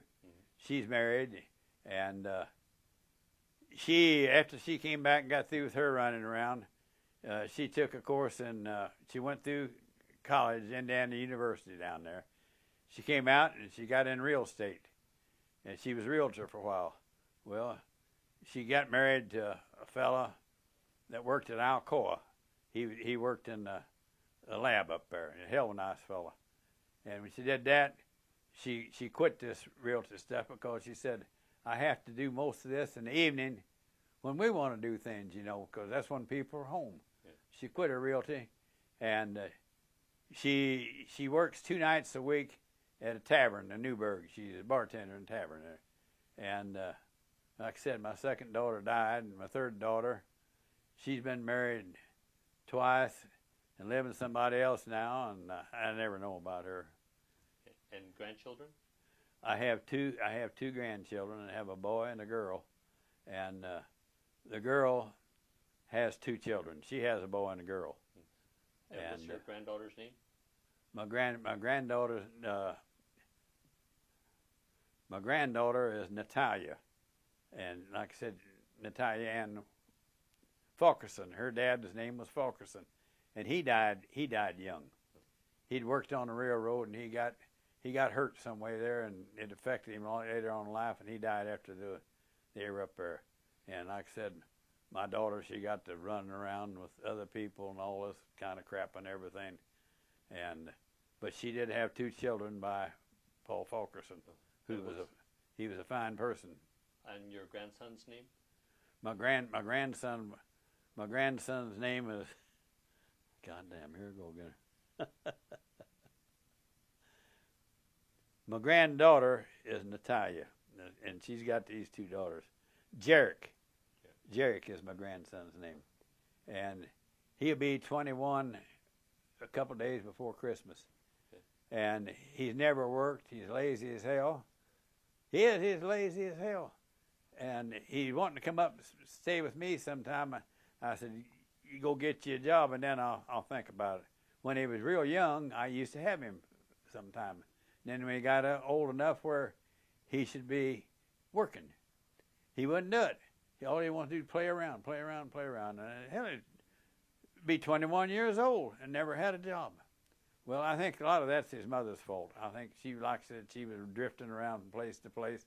I think she wanted to keep him with her. What it amounts to was my guess on it, And I got on her. I told her, I said, you're running that boy's life, which she's done that, And I don't know. I say it's a hell of a mess. I don't want to hear any more about it from him than keep from hearing, because I get mad as hell every time I do hear from him, And it's a mess. Yeah. Well, I want to thank you very much for coming in. You're certainly welcome. And like I say, I'm a strong believer in this stuff. Let the future generation know about what went on. A lot of these kids in high school now, they don't know much more than that there was a Second World War. They don't know much about it. Yeah. When I lived at Newburgh, like I said, I knew everybody around there, and everybody knew me. And I guess about 4 or 5 different times, I had high school kids call me and say, "Mr. Wilson, could we interview you for a project in high school?" And I did. I let them interview me, and it was their house project and everything. And back at that time, Bill Hawkins was after me. He said, "Jack, you got to write a book. You got to write a book about this stuff." And I had no desire to. I wanted to forget about the damn thing. But I kept going to these interviews with these school kids and all, and my mind changed from it. I said, well, these kids got to know about this stuff, you know. And finally, after all of them ding-donging me about it, I had a sister-in-law that could make a typewriter talk, and she was on me too. She said, "Jack, you got to do that." She said, "You write it out and I'll type it out." And finally I did. And old Company Commander Hawkins, I sent him a book, and he said, "Jack, I really congratulate you, but damn it, you should have done it. You should have done it 20 years sooner." I said, "I know that." And I told him, I said, "There's too many things I forgot." And he said, "Well, you should have referred to my diary." I said, "Bill, you don't want anybody to refer to your diary." And I said, I respected that. He said, "With you, I wouldn't have said anything." So I didn't. I kept doing what I could do.